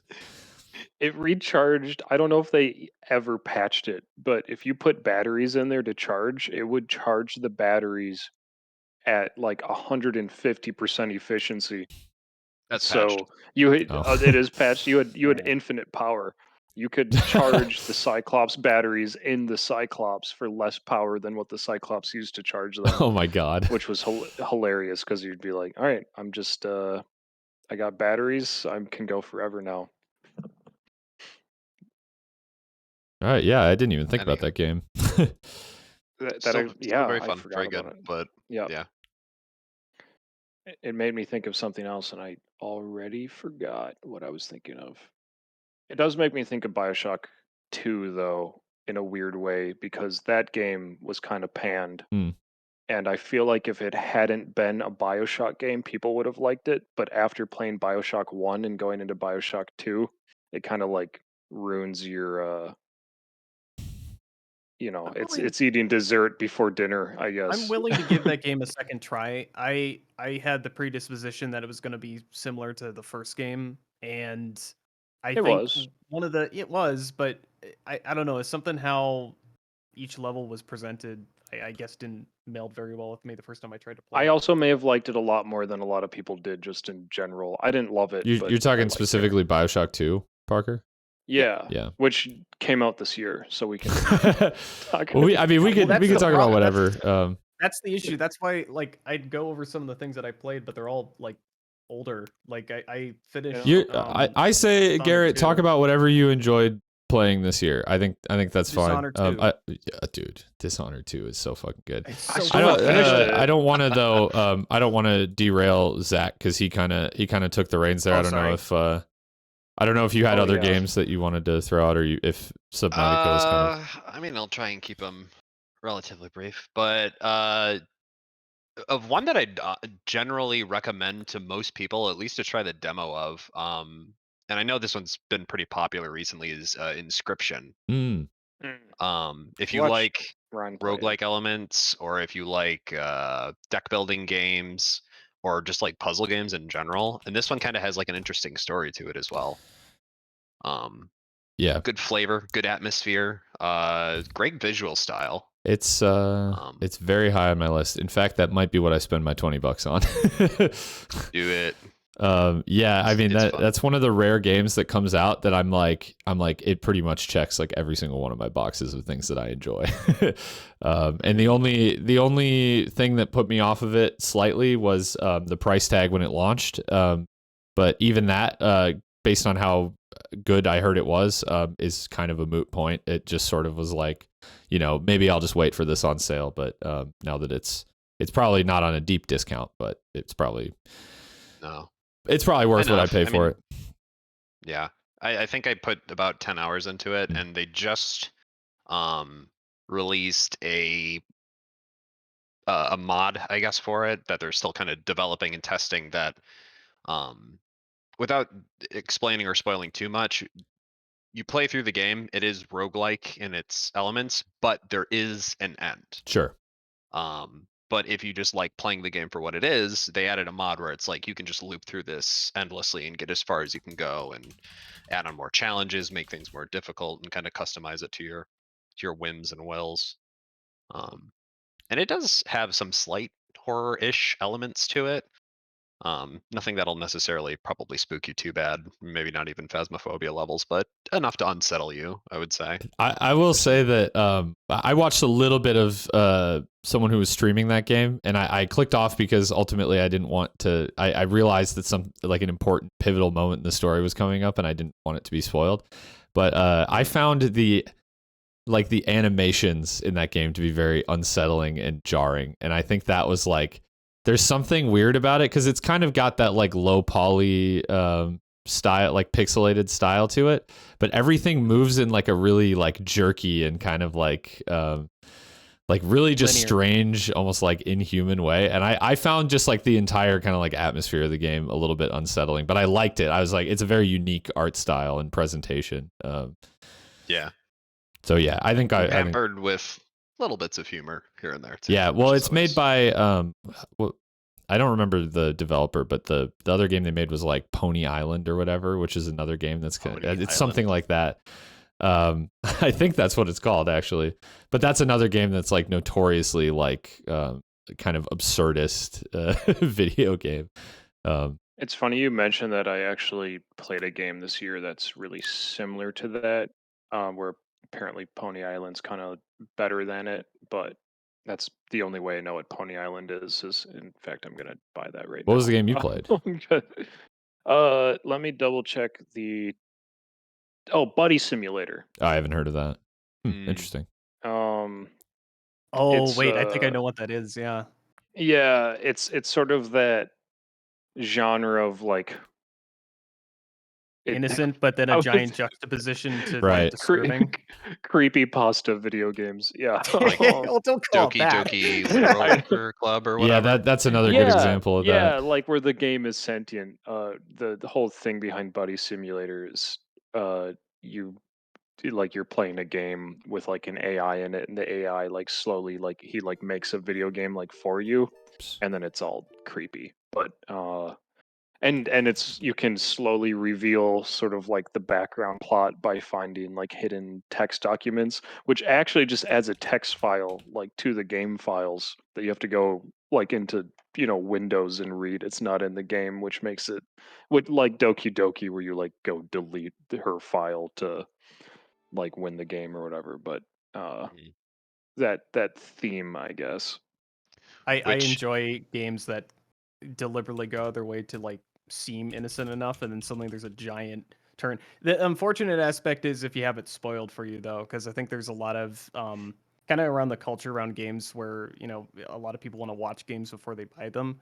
You can get spoiled a little bit on certain things. So When but if you're going I into a game usually completely research games blind- before I buy them. Yeah. yeah, and that's fair. Like I think a lot of people get burned by not researching games adequately, but there is something very compelling about going into a game completely blind, and it has some sort of like giant juxtaposition where it turns into a horror game or something like that. So yeah, I do like subversion of expectations in games, as long as like it's not like you were sold one thing and delivered another. But Oh my god. Yeah. Shit. What's the game? And it takes place in Dubai. Why can't I think of the title? Spec Ops: The Line. Yeah, which basically had the exact same gameplay mechanics as Gears of War. The marketing of that game was very important to the story of that game working, though, right? Because like I even knew that there was some level of subversion like in that game, but like that, like the actual combat itself was like passable, but the story of it was that it hits you hard, even if you know it's coming. It's like that is a very, very good game that I recommend. Yeah, that's from a cool game. 2021. What else you got, Zach? Something I don't even know. So this is a game that's a board game, but it's also got like an online edition or Oh, I counterpart know. of it that I think I just know what you're started gonna playing. say. Is Ticket to Ride? Wingspan. Oh, okay. No, No, actually, I thought you were Wingspan. gonna say Gloomhaven. No, I haven't heard about that, but or no, I've seen people playing that. I Ryan don't know plays what it. that is, but yeah. So it's it was described to me like my buddy brought it over, and it was like, do you want to play this game? It's like basically competitive bird watching. It was like, sure, yeah. What I don't fucking know. We'll try it. Um, it's really a lot closer to if you guys have played Seven Wonders. It's like a victory point style game where you're kind of managing different resources. And what I like about Wingspan is that you can kind of set up your own like engines or like combos to generate set of resources. Um, the bird theming or whatever is, I don't know, just kind of the weird cherry on top, Sure. because there's literally just like 160 different cards. Each of them have their own. It's just got a fucking different bird on it. Yeah, I love But birds. yeah, I really no, like but the presentation of this game. I've seen you online playing it before, but I'm gonna be honest. I thought it was like a flight simulator or something. Looks like a phone game. But I mean, I wouldn't be surprised Yeah. if it was on mobile.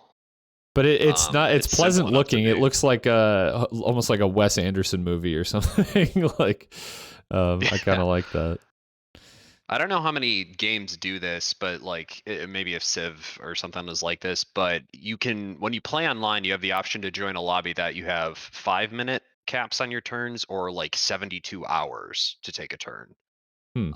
And Steam will notify you like when it Oh, is your that's turn to play, interesting. which I've never done. I've only ever played against computers or against like other people who have the game, which if you are going to buy this and sounds interesting to you at all, it is much cheaper to buy digitally at like, I think it's like $10 right now, maybe, Mhm. as opposed to the board game, which is like closer to 60. Oh wow, yeah, Oh, yeah, Yeah. it's 50% off Steam right now for $10.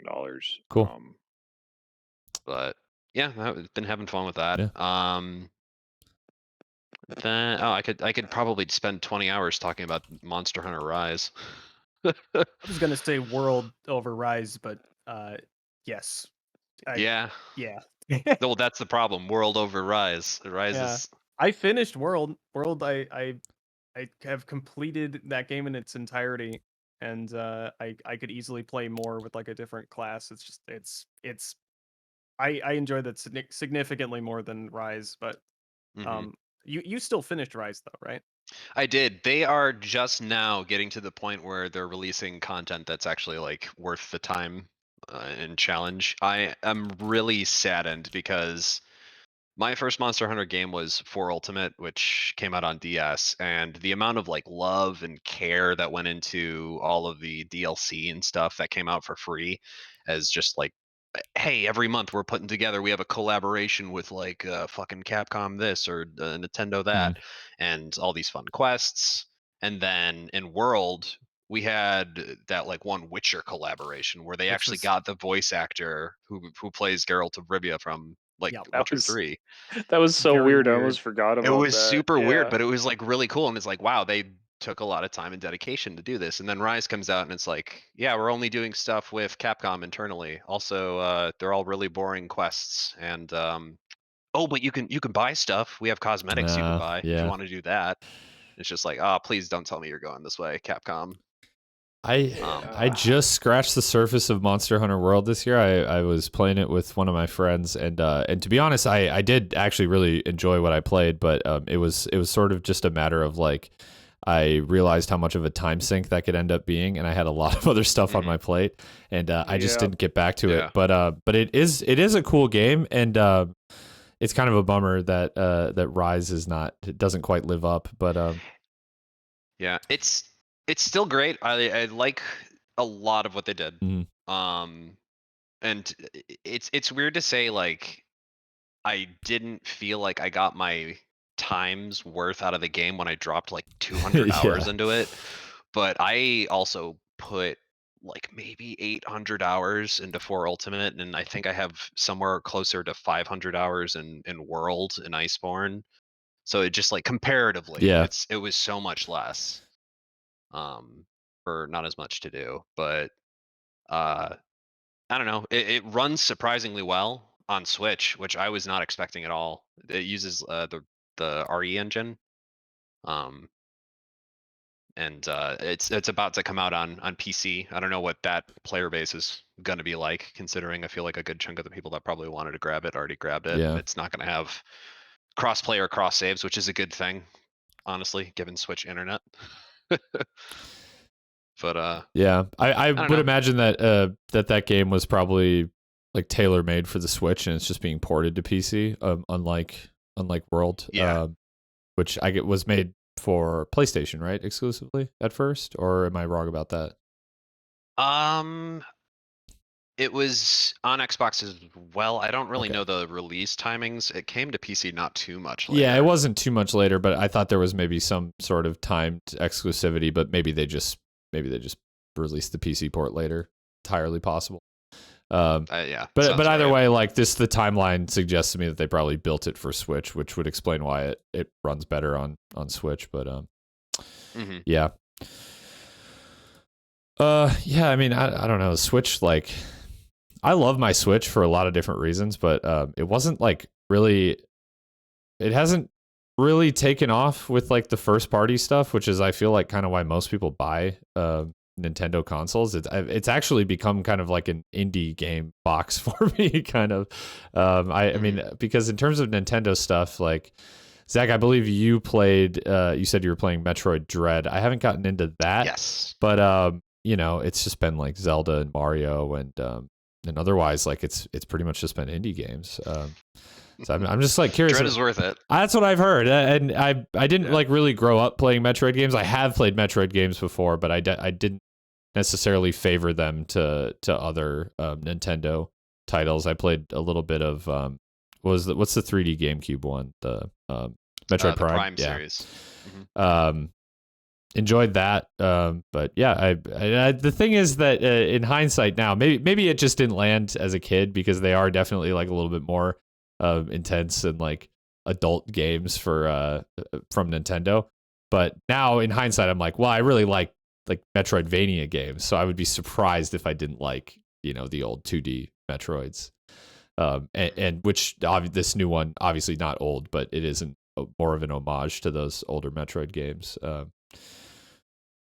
I don't know. The only Metroid games you have to play, like just forget all the other garbage. Just play Metroid Prime Pinball and Metroid Other M, and you should be good to go. Okay, yeah, sounds good. You'll get Screw the you. full, Thanks, I hate you. thanks for the advice. I hate you so much. What's the other game that like didn't do very well? Like it was some it was recent. Federation Force. Yeah, or, that one. Play that one too. Or the DS one, whose name escapes me. I think Is it was Federation Force the one where there's like, it's like 4-player on like Wii or some shit? Something like that. I don't know. Yeah, it was on 3DS, and it was like all chibi sprites of Federation troopers. And you don't even play as Samus. That's crazy. Oh. Yeah. Yeah. Yeah, it's like the But donkey video. I've heard very good things about Dread. Yeah. Oh yeah. I love the game loop. I want more games to do this, where you have a unstoppable force that you have to like you can't like fight through normal means, and you have to find a different way to circumvent it. And That is pretty that's like cool. the major game loop of Dread. It's the same reason why I like the remake for Resident Evil 2 so much, because there's not a lot of places to hide, and you constantly have something following you that's going to murder you as soon as it gets too close. So love games Yeah. like that. I wish they did more with it. The Emmys and Dread, the first couple, like every time you run into them, it feels like forever. It's like, because you're hating every second of like trying to get away from them. But then the zones that you encounter them kind of got smaller and smaller as the game went on. And I think it's also just because you get upgrades, you become more agile. They start to become easier to dodge, or they start having to make them like almost cheat to catch up with you, Sure. which doesn't feel great. Well, I would imagine it's hard to come up with like new features to add on top of a existing like enemy over time, because I know at least in that game, they become faster, or they get like certain weapons won't work against the enemies, right? So yeah, but it looks like a fun game. I still have to pick that one up though. Would recommend. Yeah, I'll definitely next year look at that for something to occupy my time on the Switch, because I play games differently on the Switch than I do on my PC, because when I'm sitting on my PC, I'm like, sitting upright in my chair and whatever, but I love just like laying on my couch or laying in bed like playing a game. And actually Britta wanted me to mention Spiritfarer. To be honest, I did not play Spiritfarer in 2021, but it was a game that I enjoyed a lot in 2020, albeit I didn't finish it. But that was like a primo like lay in bed and play type of game. It's sort of I don't know, it's kind of like a artsy like existentialist game, but like at its core it's really just like a management game, kind of exploration game, where you're finding like lost souls in the afterlife, and like helping them like pass on essentially. So it's a very like emotional game, and in that aspect it can be kind of draining, but yeah, it's just it's a cool and unique game, really nice art style, great music. Not a game that I intended to talk about, because again, I picked it up and played it pretty much exclusively in 2020, not this year. But as we're kind of, as I said, we're stretching what 2021 means. Years don't really have any meaning anymore. So yeah, and Britta's been playing it. She's actually probably playing it right now, honestly. She's been like binging it hard. But yeah, great game. Deserves a shout out. It was a great Switch game to play. It's on PC as well, but was a great time sink on the Switch. I'll add that to my look at list. Yeah. Did you have any other games on your list, Zach? Or oh, sorry. I'll probably save most of the rest of them for my own video, but yeah. Well, you guys played. So when did Valheim come out? Because I just started playing that this year. It came out this year. I had to look that up too. My passage of time is so fucked up that I thought Valheim came out like early COVID, like early lockdown. But it was actually this year, in like February or March or something like that. Yeah, the new Minecraft update. Pretty much. Pretty much. But yeah, that it's decently fun. I don't super so anything that I need to like hold down a button to dedicate like an action to mining a resource, and that becomes a large percentage of the game, I'm not super on board with that. But I played with our buddy Will mostly, and just like the shit that we got into every time, it was just like so hilarious. We would go in and make so much prep. Like it was like, oh, we know this boss is going to spawn here, let's make like a fortress around it, and then the boss spawns like outside the fortress, and just wrecks everything in 2 seconds. And it was a lot of mayhem and nonsense. Yeah, I really enjoyed it. I ended up kind of starting another playthrough of that on my single player and like modding it, because I really like the idea that it has, where like you can't like teleport around or whatever. Like you use your ship as like a means of transportation to move a lot of resources, but they still kept in really grindy like mining, where you need just an absolute shit ton of the ores. And I was like, I can't deal with this. Like I like that. I'm not gonna. I go don't ahead, sorry. want to put a bunch of prep work into it and then end up still just needing to hold down left click for like Right. 30 minutes at a time. And you gotta make your own stamina. That's the crazy part. You gotta like Oh, make the yeah, food, yeah. and then you can do it faster. Yeah. I guess And even if you eat good food, like it's like, oh, well, you run out of stamina and you just got to stand there with your thumb up your ass until it comes back. Yeah. And God forbid it that's when the rains. troll attacks. Yeah. I guess to me, the mining and resource gathering never felt all that slow to me. It doesn't. I guess it doesn't feel slow in like how long it takes. It's more just like Did you that get to iron? I don't. Yeah, I got to iron, but yeah, I don't know. Maybe I'm just remembering it selectively, but I'm gonna save some thoughts on Valheim because that was one of my top 5. So I'll talk about that more. Yeah. And I think that's another one that if we can get a server running smoothly, could be super fun with a group because then you're pooling some of your resources. But in solo, it was like, all right, I'm gonna mod this so that it needs like 50% resources to craft things and stuff like Mhm. that. Because like I feel like my time has some small amount of value to it. So I want to actually be going and finding the new monsters and exploring and not mining fucking copper or iron from those goddamn tombs. Yeah. All right, Garrett. It sounded like you had something you wanted to bring up there. Oh, I just wanted to mention Darkwood, Darkwood. because I don't think it gets like as much recognition for what it is. It's a like a horror survival game, but they kind of pride themselves on not being, jump scary or anything like that. The visuals are very unique.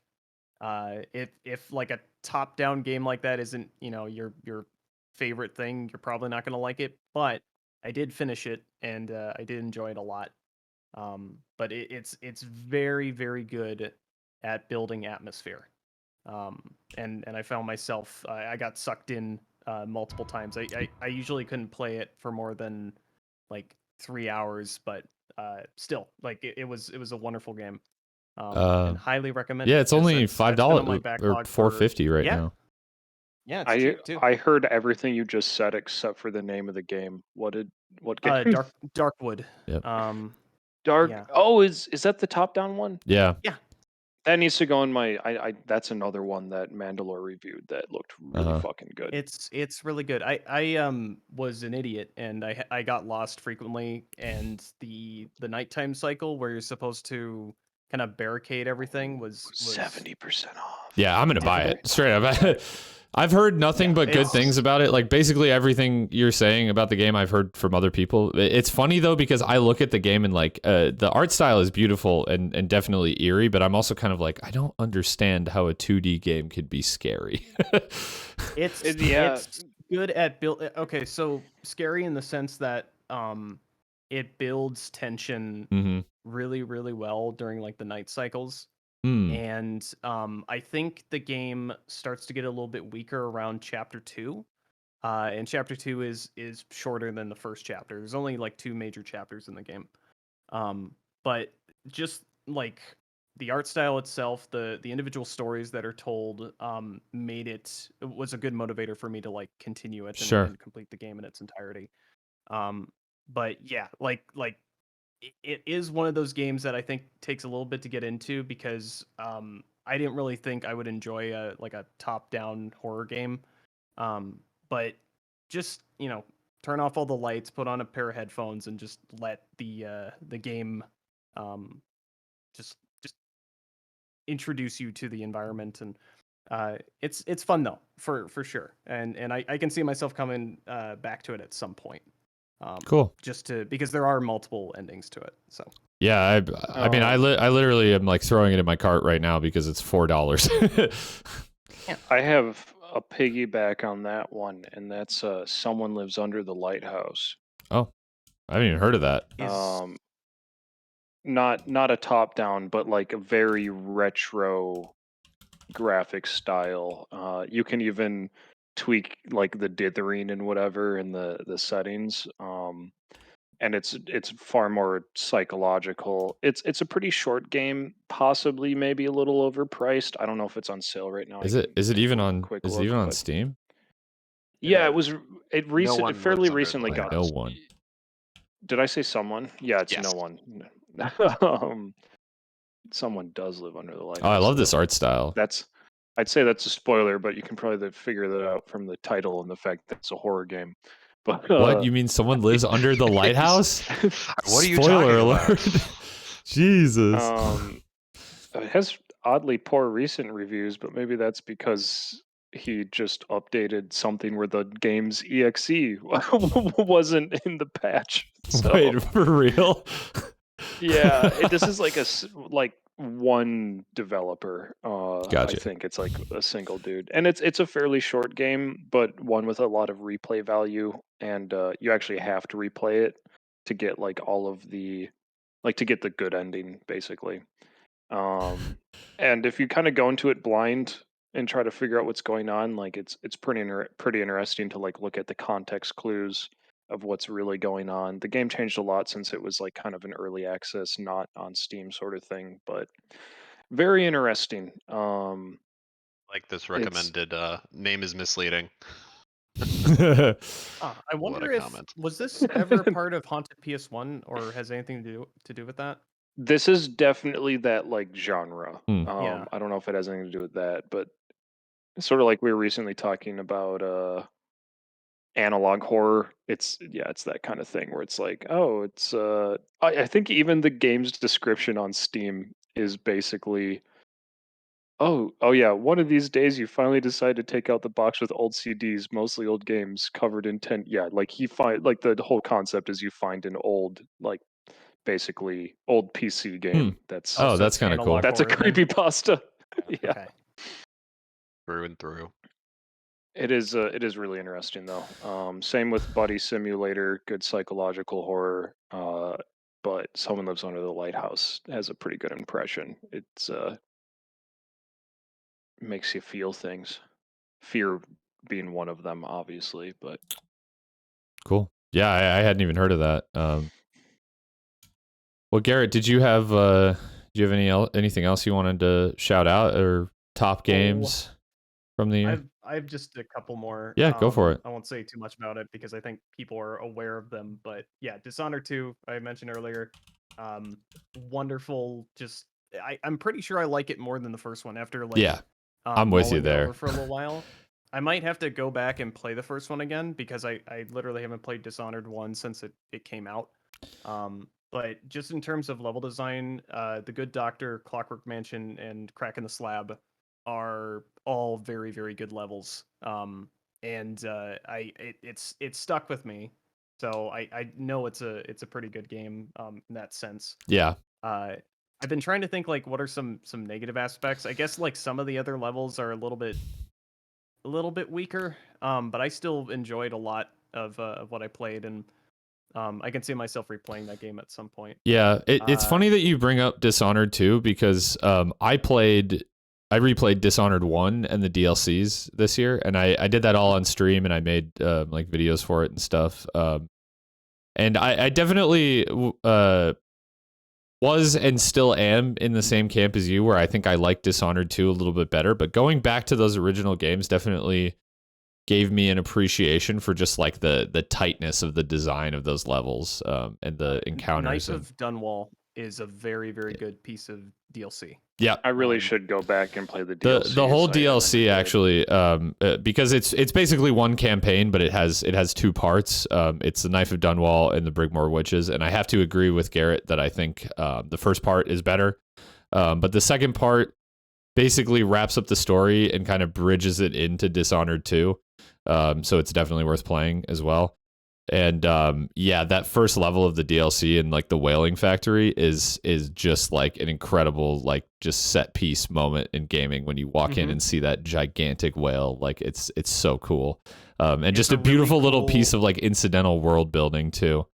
I don't know who. I would imagine some of the people involved in the first game were involved in the second game, but whoever has like the level design like vision, somebody who like comes up with like the initial concept and then sees it through to the end.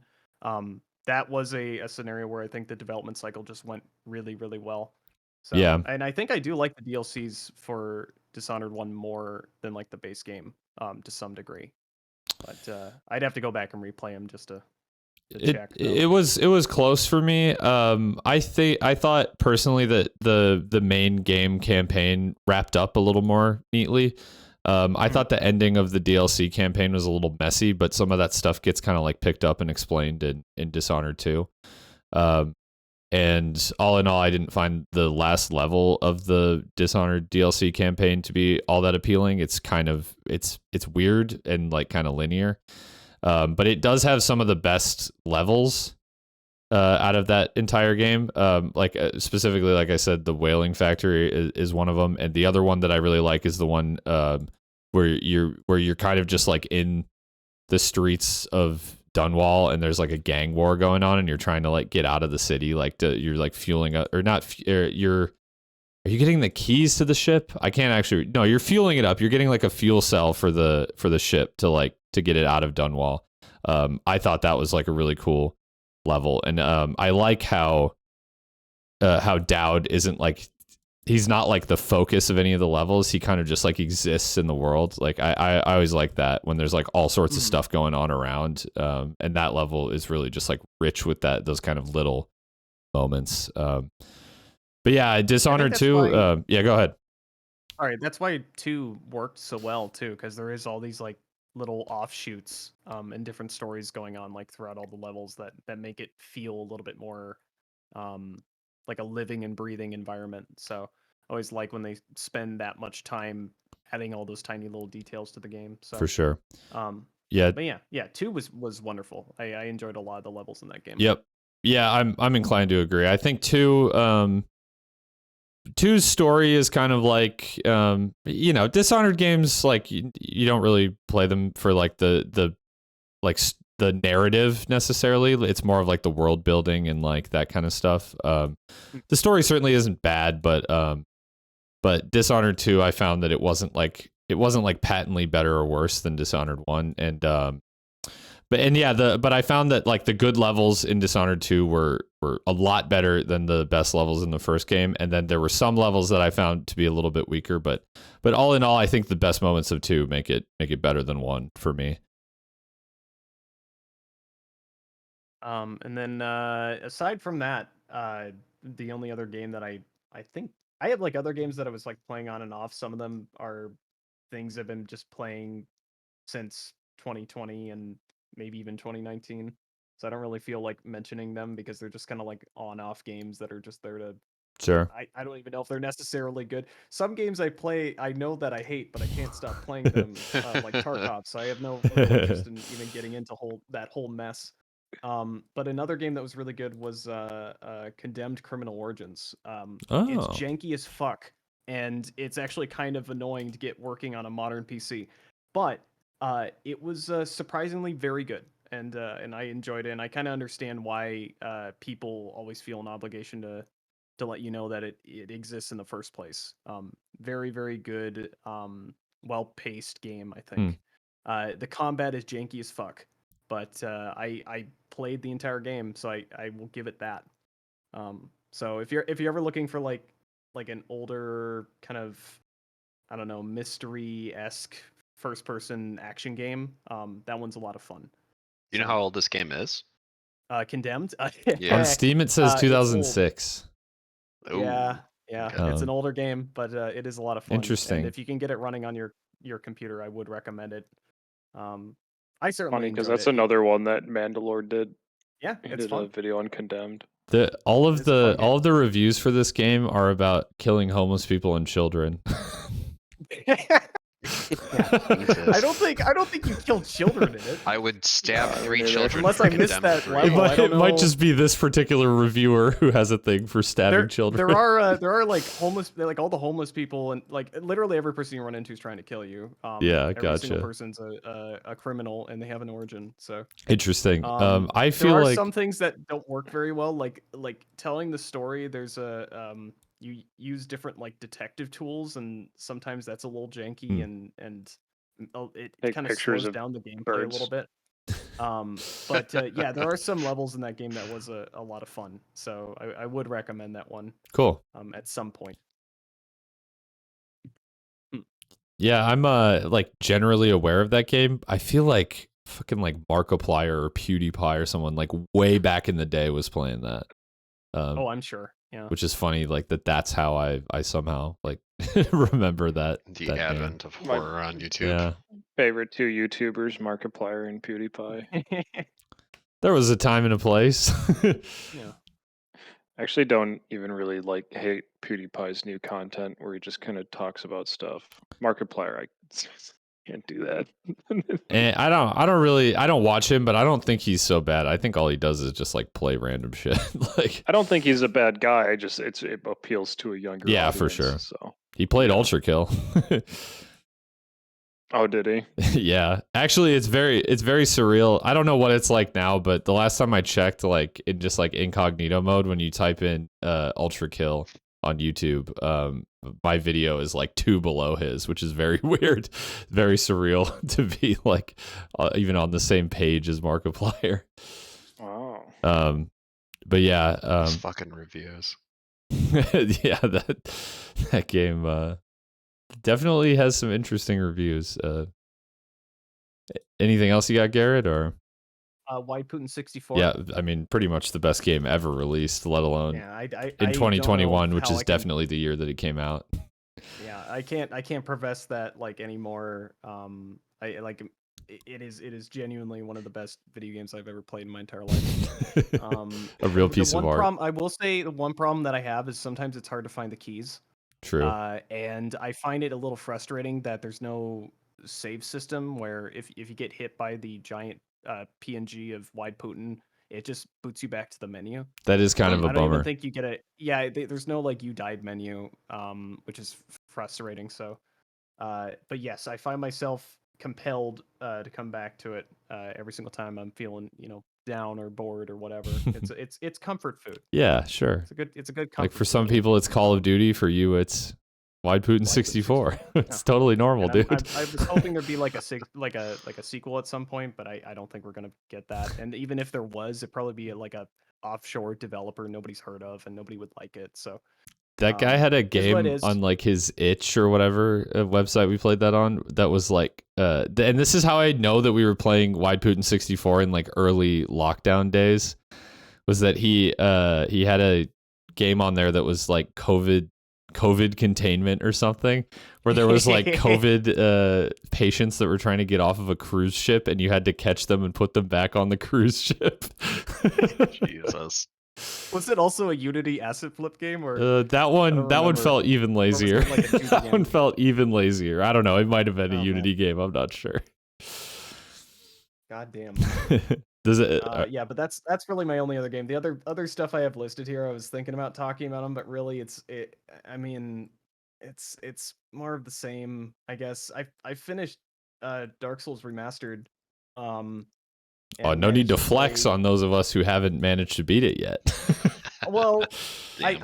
I've just Beat committed it. more time to it. And I really enjoyed it just for some aspects of the visual design. Yeah.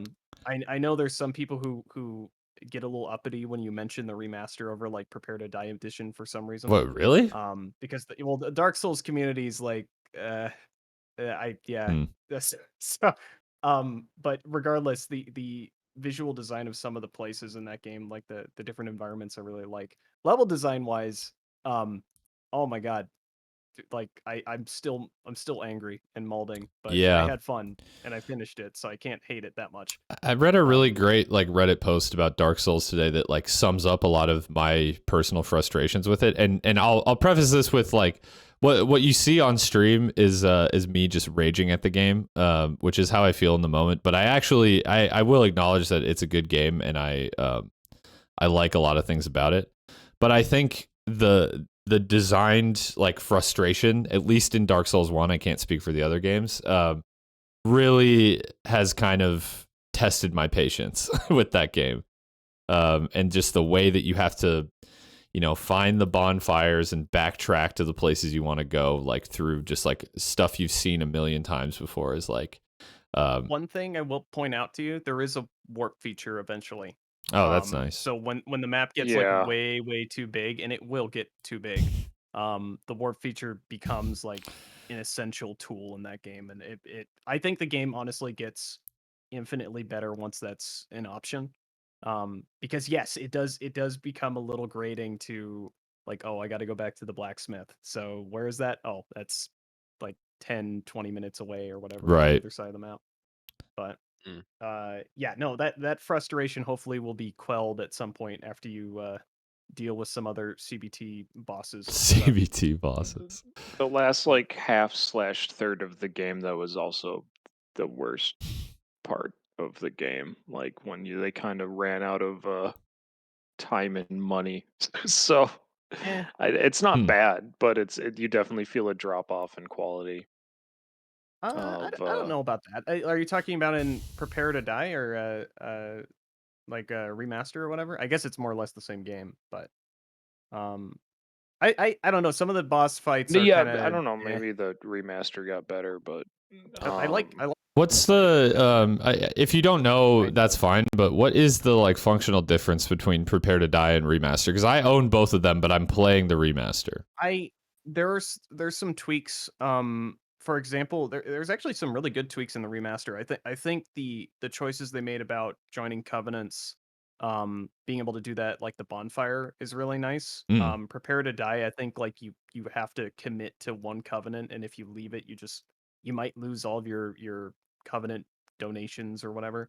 So there are some tweaks in like the newer one that a lot of people think are pretty good, but some people also don't really like some of the visual design choices in remaster. I think a lot of things are good, but like people talk about like comparing the bonfires look different. I'm like, I don't really care. Yeah, that seems unimportant. Yeah.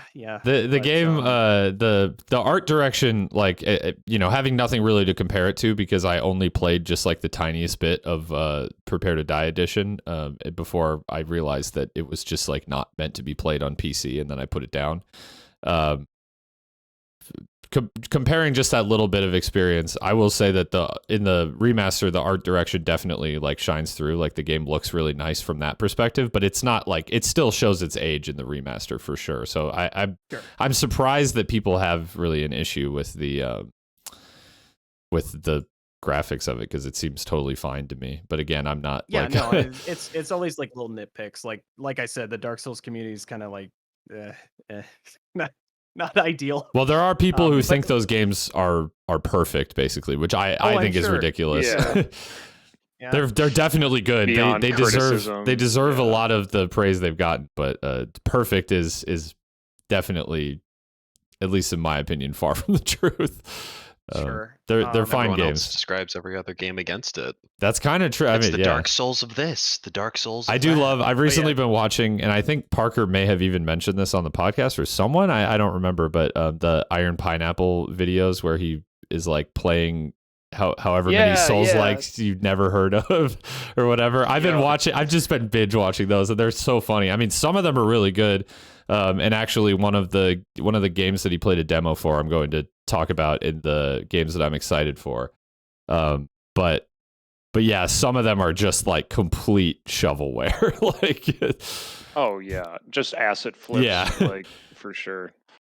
Anyways, I'm Parker. We'll get to your games, but I'm gonna throw it to another break real quick, run an ad quick, and then we'll have Parker talk about some of his games, and then I will close it out with my picks for the best games of the year. So we will be right back. So I don't know if that ad was still going or whatever. No, we're good. Noida's on that list of games I played this year, and I love it. I haven't played a ton of it.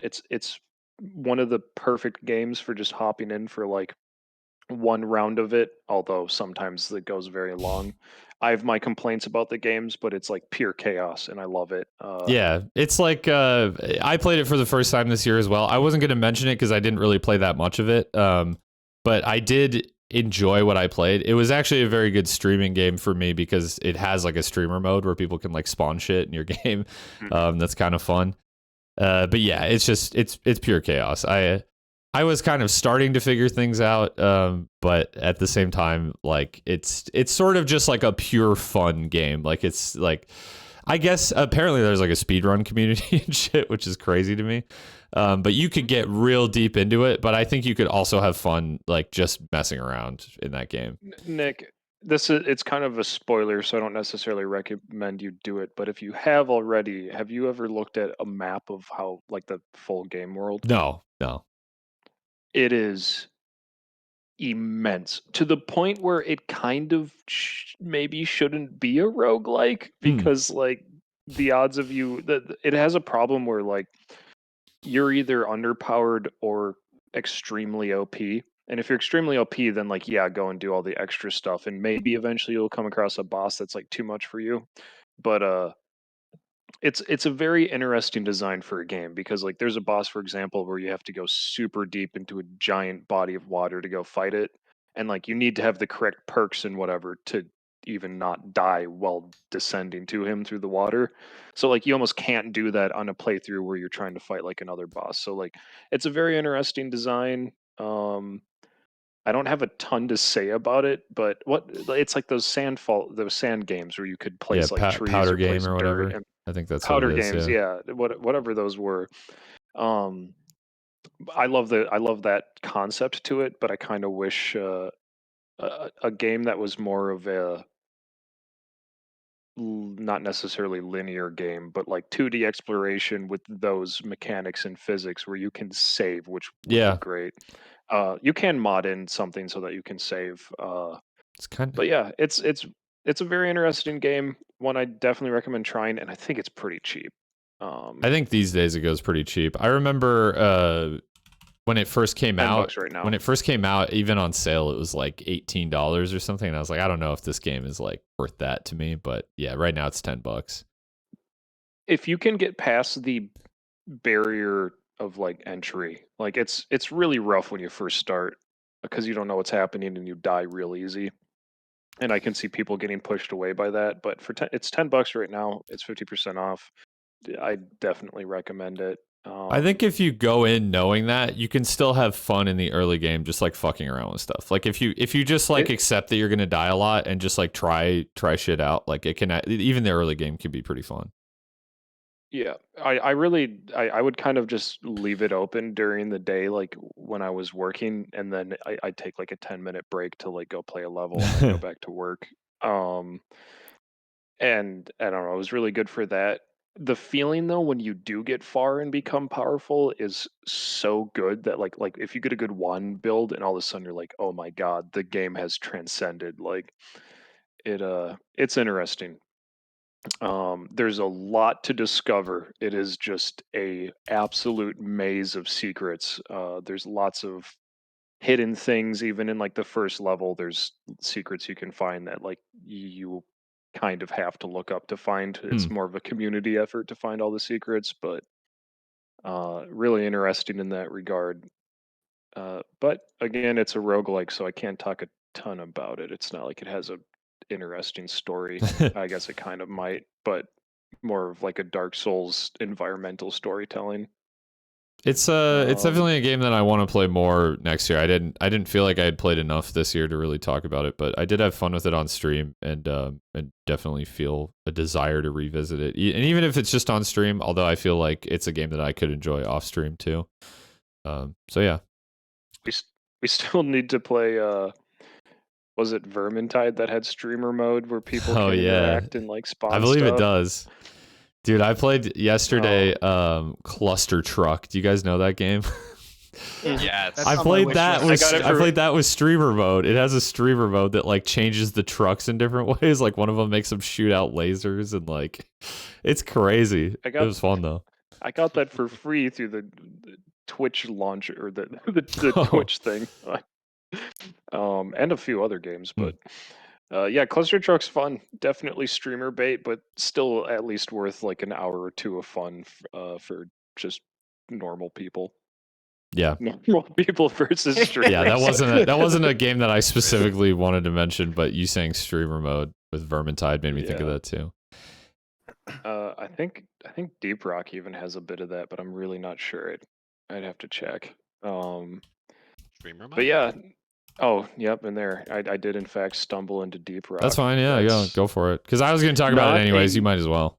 Yeah, definitely not a 2021 game, but It is and it isn't. It's super still dedicated- getting updates, which is Yeah. cool. Yeah, new updates, and they just introduced a really big update with a battle pass system, except it's not a battle pass system, it's completely free. It just follows that like pattern of in-game content. Really fantastic devs. Just as like an example, you remember we found that one bug. Yeah, I actually and, haven't, even though that happened on stream, I actually haven't mentioned this as a follow-up. But yeah, go ahead. Yeah, Alex reported the bug, and the next morning, they had responded with a video of them reproducing it, or like a screenshot of them reproducing it, like, and showing like how they were working on it. And it was like so far beyond what the expectation is. Like, even from like a baseline, like just like a company doing its thing, like that's crazy. And the battle, like all the new content, it's always free. The only thing that can be paid for is some of the cosmetics, and most of that's just unlockable in game. What's funny about that is even then, like you'll see the people on the like Steam reviews for those cosmetic packs being like just here to support the devs or whatever. It's like they literally just want to give them more money.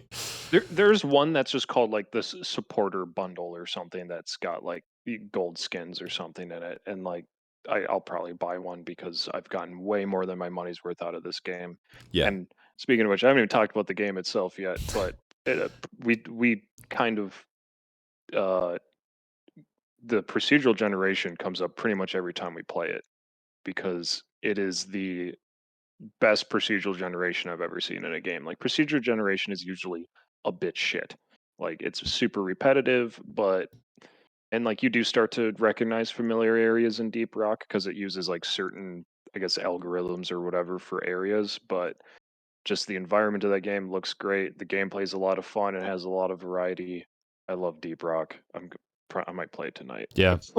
Yeah, I mean, I'll piggyback off of that and just say I haven't played nearly as much of it as you, but I still like can pretty much guarantee I'm gonna have a good time every time I boot up that game. It's just really fun. And I mean, even still, like I say, I haven't played that much of that game. I've probably easily got like at least like 20 hours in that game. But I digress. Either way, yeah, I have a day of in-game time in that game, 24 hours. And really great community too. When I play online, yeah, I only play with you guys, 90% but of I've people never are heard great. anything bad or like toxic about that community. Like pretty much only good things. And yeah, I mean, just the fact that I've spent a day of my life playing that game, and I've basically only played one character, haven't maxed out their levels, and like and I still want to play more of that. And honestly, I'm not like I'm really getting bored of engineer. I'm just like, no, fuck it, I'll play engineer. I like engineer. Yeah. It's just like it's really hard to have a bad time in that game. I think like I just can't like. I can't imagine what I would do in that game that I would just be like, man, fuck this shit. This is stupid. It's just like everything is like just well designed to make it a fun game. Like it just feels like they thought of everything. Great art style too. It is a cool looking game. You know, I actually would even go as far as to say I don't really think I've ever seen a game that looks like that.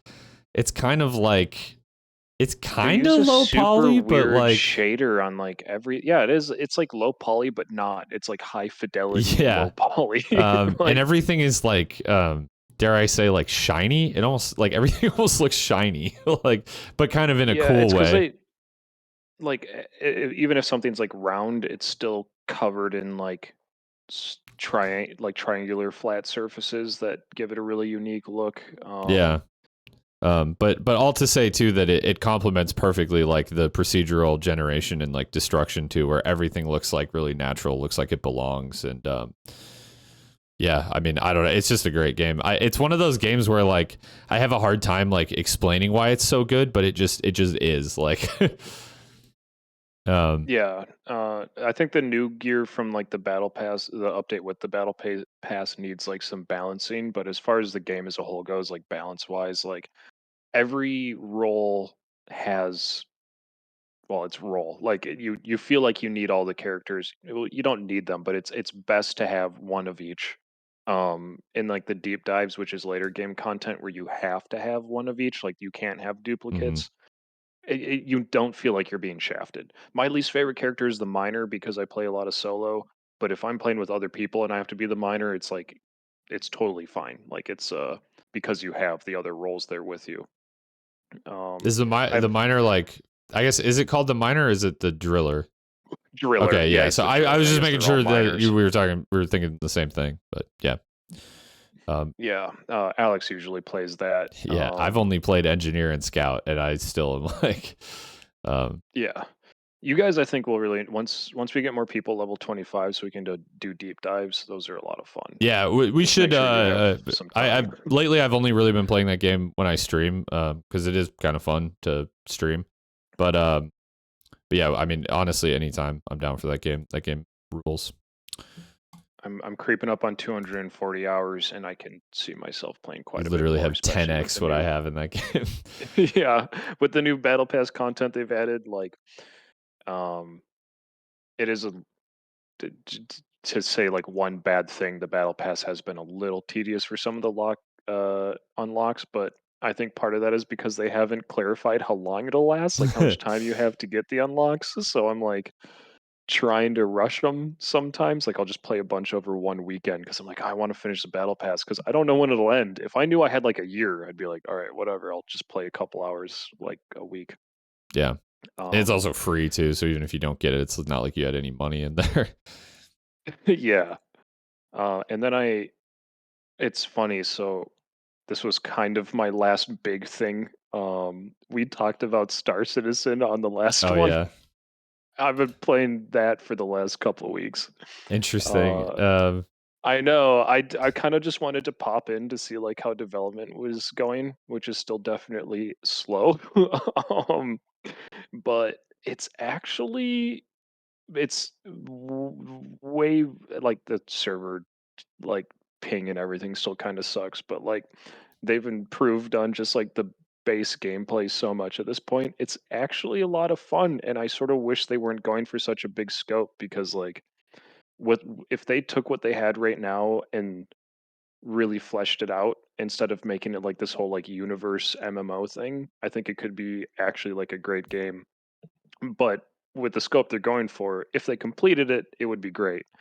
I just I have my doubts. Yeah. Well, I I'm recently hopeful, I saw that but they recently released an update where they like had like from their roadmap or whatever, which their roadmap in its own right is infamous because like it's like impossibly hard to follow and it makes like pretty absurd promises. But it was something like the update that they just released addressed like 3 of the 16 things that they like promised to yeah, address. that's the thing. Something like that.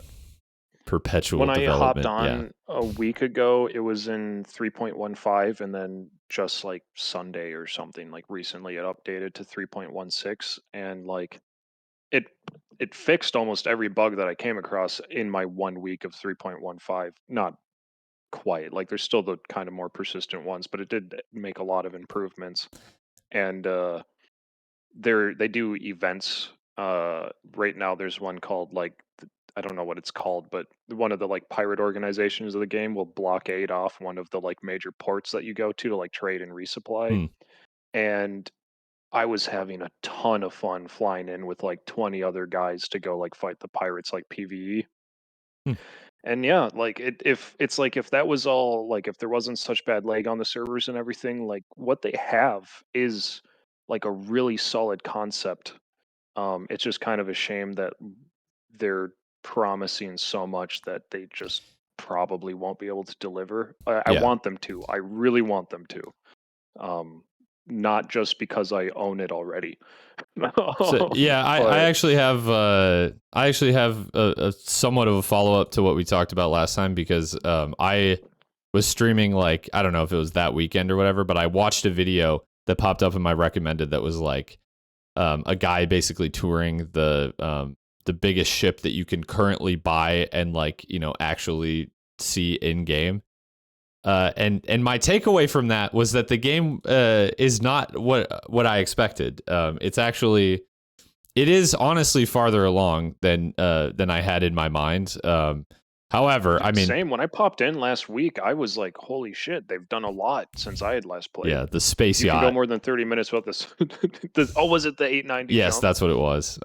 There's a mission where it's being hijacked by pirates, and you have to go dock with it and fight off the pirates, and it's actually pretty fucking fun. So, but my impression was like that there is more of a game there than I thought. But I mean, even at the end of the day, like, I'm not rooting against that game because like it seems cool. Like if they polish up what's there currently and release it, or even if they like somehow like fulfill their lofty promises, like obviously it will be a cool game. My biggest problem is more of like just the development practices and kind of like the perpetual like yeah. I don't want to say And they check painted stealing them- because they're making a game and like people are free to like throw money at them if they want, but like Yeah. sort of just shady business practices, I guess, that will kind of, even if at the end of the day they deliver a good game, it's still very hard for me to like want to support that. Yeah, it's a little like putting like ships up for like $1,000 or whatever is like, you know what, like you can do that, and if you pay for that, it's your fault. But at the same time, it's a little odd how many people have put that amount of money in, and like it's not dropping off. They just had Yeah. their most profitable year. Like I don't even understand it. It is odd Um, because you have to assume that like there are less people giving money than there were like early in the crowdfunding days, but more people are just like Yeah. it means less people are giving more money probably, which is like kind of weird and sad. Well, I've been playing so I just kind of hopped in. So I was like new to a lot of the new content, and like in the chat I see lots of really new players asking for help and whatever, and like I I I love teaming up with people, especially new people, to help them out. One of the really good additions they added was like medical gameplay. If you get downed, you'll like lay there, you don't die immediately. So Hmm. people like get into comms and be like, "Hey, I need help." I put up a service beacon for it, and you'll be like, "All right, are there hostiles around you? Where are you?" And like you go rescue them, and you have really, really good interactions with random players. Like the community that's in there in the game is 95% pretty incredible for kind of what you'd think from like this weird sort of money stealing feel that you get from like the game as a whole.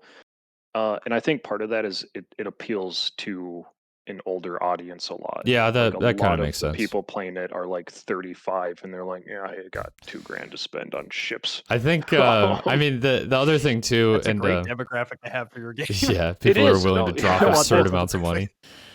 So Uh, Star Citizen has raised more money than the Avengers Endgame budget. Jesus Christ. I mean, I guess when you put it into perspective, Yikes. like I knew it was a ton of money, but when you put it into perspective like that, that's crazy.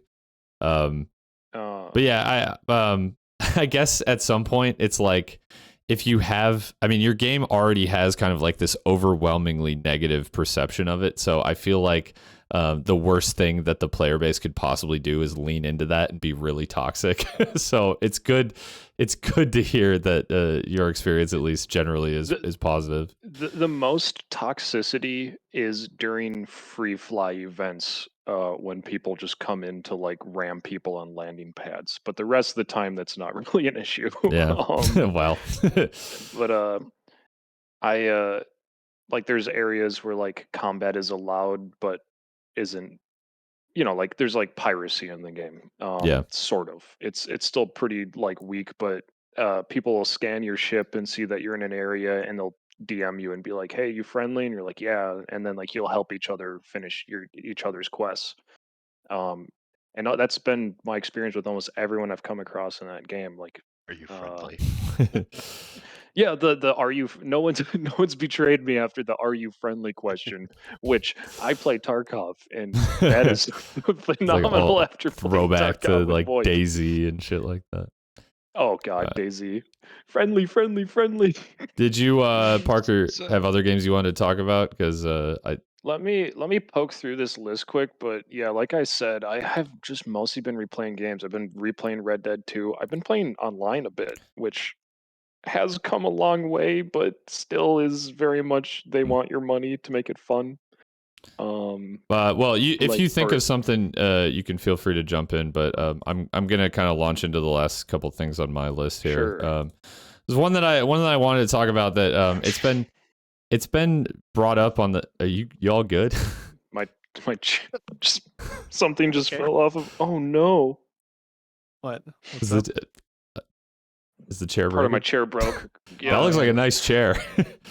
Yeah. No, that's not great. Oh, whoa! Okay, that was a much bigger piece than I expected. What the? Is like the whole back of it? Hold on. Let me. Are you just sitting in a plain ass wooden chair? Oh my god! Wait, what? How does that even happen? I don't. What's your spine shape like? So pattern on your back? No reason asking, but this isn't my normal chair. Oh, okay, good. That is a shame. Where's the rest of it? This doesn't fit the whole. Yeah, you definitely lost like another. Yeah, that's right, Alex, the perpetual chair breaker.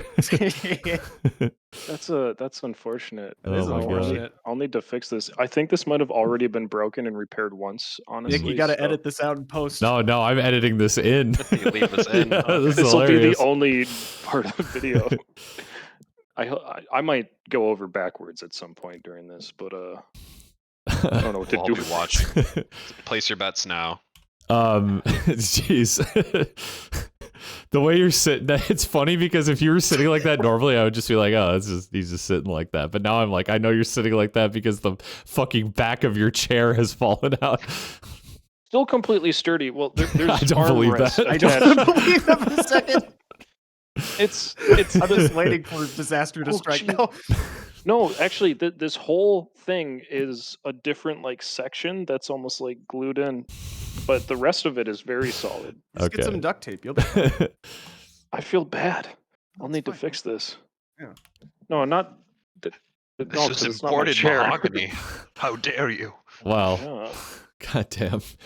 I almost forgot what I was going to sorry. say. I had to pull my list back up. You're all right. Best games or something. Yeah, well, I had a couple other games before I get into my top 5, but I was gonna say, don't tell me he sits in that chair for hours. No, this isn't his normal. This is my home for the holidays chair. Yes. There you go. It's only like a month. In terms of games that are much like that chair, completely sturdy with nothing wrong. I wanted to talk about Cyberpunk 2077. This is really for me is a 2020 game, but I didn't really, and it's been touched on the podcast before, much like Star Citizen, probably because those two games both are marred by their their development. But I do want to just like sound off on that game because I have a ton of thoughts on that game. I mean, there's pages of discourse that I'm sure you guys, at least some of you, have seen on our Discord about this game. Yep. And I mean, it's one of those things where I can't defend a lot of the development cycle with that game and the promises made in the marketing, but I just like the fucking game, dude. Like the game ran well for me, and I did something that I normally don't do, which is I played the game like for like 100 hours in the week that it released. Like I'm an adult with a job, like I just don't have the time to do that, and I fucking made the time for that game because I wanted to play it. And I have kind of a long history of really liking games that are objectively flawed because one thing sticks out as being like above the rest that it does really well. And in Cyberpunk, I think it's just the storytelling that I really like, even if it wasn't kind of the choose your own adventure type thing that most people were expecting. I just really enjoyed the way that they delivered the story, like in the manner in which they delivered the story. It felt very like realistic and grounded in a lot of ways. Like the ways that you receive just like texts and like calls from people like felt very normal, like the passage of time, and all of that stuff. But I also just thought the game was fun. I mean, it basically ended up being like Witcher 3 Future Edition, which I think people were hoping, some people at least, given like how far-reaching the marketing for this game was. Some people thought that it was going to be like a Grand Theft Auto game, essentially, just in a cyberpunk city, which I can't deny would have been cool. But realistically, what we got was Witcher 3 in the future rather than GTA in the future. And I think, but I still think that the game like iterated and improved on the like Witcher formula in certain ways. Like I did think that the combat was more fun and more meaningful generally, although you're kind of comparing apples to oranges. And at the end of the day, the game maybe wasn't like a perfect like sandbox game or like a RPG game, but I didn't really have issues with bugs or performance, and I just liked the game. And 2021 for this game was not exactly like marked by like a lot of content releasing or a lot of improvement, but supposedly where the game is at now, it's significantly more stable, and it sounds like next year there's going to be a decent amount more content. They're going to release free content updates, and then also the first DLC for the game, I believe, which I'll be looking forward to. I mean, I'll probably play that on launch, to be honest, which again is not something that I normally do. But I don't know. Did you guys all play it? Or I know at least Parker has played it. Zach has not played it. Garrett? I've waited until it was more stable. Yeah, I mean, but... it would be completely fair to keep waiting too, honestly. For me, it ran perfectly. Well, I won't say perfectly fine on launch, but I didn't have performance issues. And I think a lot of the bugs in like that people were experiencing, like with the animations and stuff, were tied to performance. So because I didn't have the performance issues, I don't think I had as many of the bugs either, although I did have some, I will concede. None of them were game breaking in any way though, or anything. I don't think I ever once had to reload a save because I got like soft locked or anything.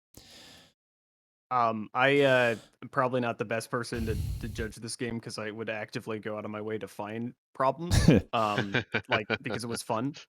But like there were some certain parts of the map where like car pathfinding was fucked, and it was incredible. I like in terms of a technical like technically on that side of the software, like there is a lot of moving parts. Yeah. And it's pretty obvious that they bit off more than they could chew in some aspects. But yeah, in some fairness, like no one has ever really pulled off anything like that. So it's like, they didn't really pull it off perfectly, but like at least they tried. yeah. I think some things obviously related to the AI, and especially with the pathfinding was ultra fucked up. But overall, just the fun that I had with it, even if like a lot of it was looking for bugs. That's fair, honestly. Yeah, that's a part that I really enjoyed. What?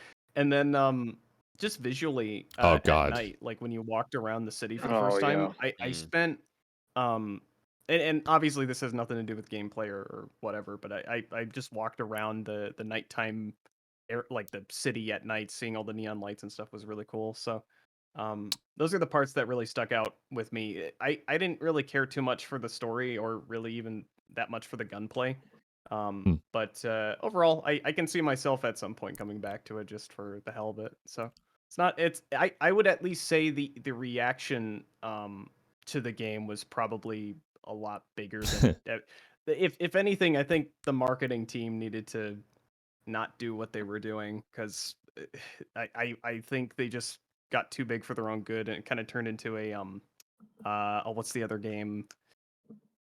No Man's Sky situation where it just receives like a colossal amount of hate. Too much hype. Yeah. Internet Historian's video on No Man's Sky is worth it watching. Is really good. Yeah, it's super interesting learning more about the background of it, where it's like things were pretty fucked up, but like the people to blame weren't necessarily the people to blame. Like a lot of it had to do with like Sony having these insane expectations of them that they couldn't reach. Sure. And like it's not that they're faultless for sure, but they definitely cared about fixing it. I still don't really like the game, but they did. They tried. They put a ton of effort into putting in the content that they said wouldn't be there. So He prefers a much better and more honest game, Star Citizen. yeah, Well, that's why I play I'm Star more of a Citizen, Joe 'cause Danger 2 kind of guy. they deliver on all of their promises. Like I would just play Joe Frankly- Danger 2 moving forward if you ever get an inkling to play No Like Man's Sky. what? Oh, Joe Joe Danger? 2, Yeah. yeah. It's No a Man's much better Sky is game. really just like I- Joe Danger 3, if more than anything Yeah, else. Yeah. in space. Yeah, no, for It's sure. a spiritual successor Um, by the same developer. But yeah, anyways, we don't need to harp on Cyberpunk for too long, and especially because it's not really a 2021 game, although that's just becoming kind of a meme at this point because none of these games we're talking about are. I know. But, it's crazy. Like I cannot find anything from 2021 that I bought this year. Yeah. Like it's But yeah, I wanted to touch on it because I've never really just kind of sounded off on that game. There's just a lot. Like when that game came out, it was just like there's so much going on the internet about it. But the next game I wanted to talk about was, and it's not really a game. It's more like a massive DLC, almost sequel-esque DLC. Was The Binding of Isaac: Repentance. I believe at least Garrett played that this year. Yes, actually, I'm surprised I didn't put that on my list. Very, very good game. Yeah.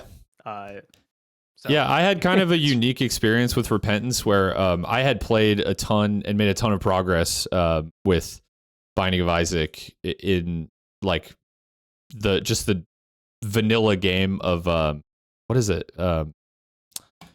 What is the non-Flash one called? I can't remember what they technically call it. Afterbirth? Just Rebirth. the non-Flash one? Yeah, Rebirth. Yeah. not Afterbirth. I had It was Afterbirth or DLC of no, Afterbirth is a thing. yeah, Was it a that DLC was of another Rebirth? DLC. Yeah, but Okay. Afterbirth I believe was the one before. Yeah, it was like Afterbirth and then Afterbirth Yeah. Plus.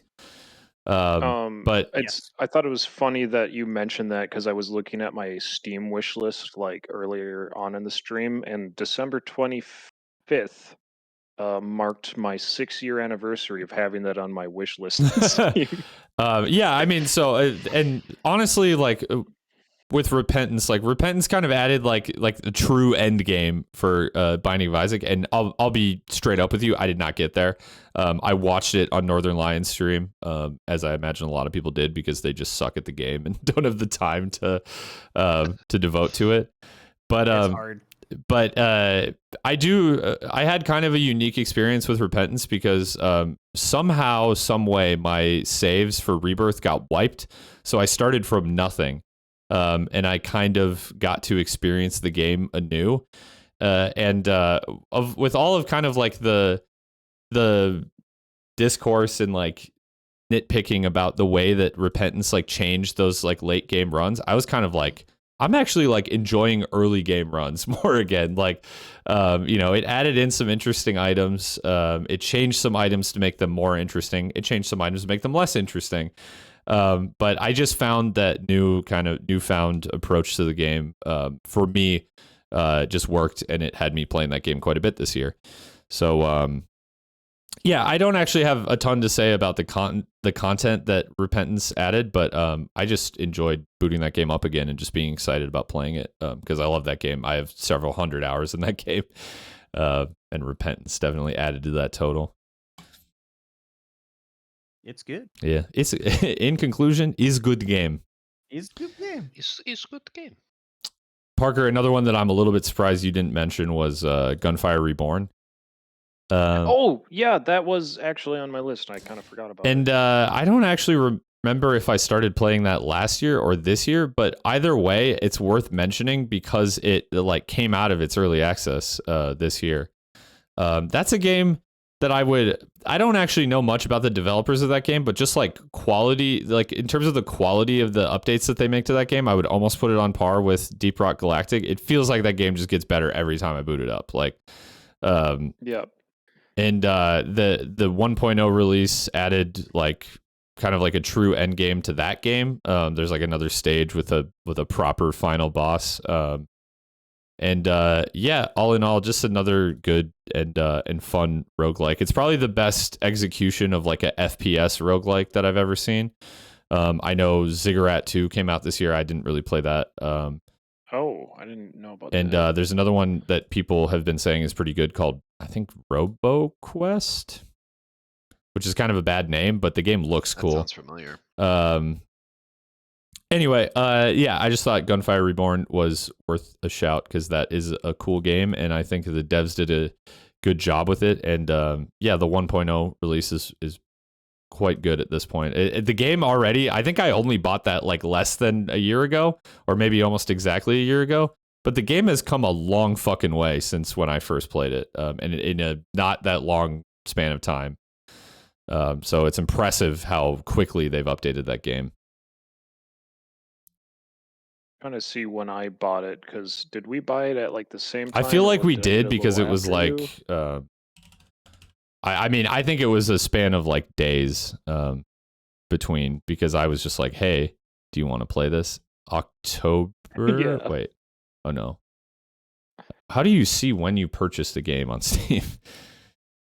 And then Ryan didn't like it because he said it was too slow. And I was That like, is, what I are mean, you- I think not liking the game is totally fine. That Yeah, is a but for very that weird reason. complaint about that game, though. It is not slow in the slightest. Especially like Ryan plays a lot more like turn-based and whatever, like Inscription. Yeah. He likes Inscription. I was like, I don't understand why Gunfire is too I don't know how to slow. figure out Especially when in I later purchased stages, it, it's but pretty chaotic. So I don't know how to figure out when I purchased it, but it's probably been about a year that I've been playing that game. I'm guessing if I scrolled down far enough on the like That's what I didn't have the patience community to do. update thing.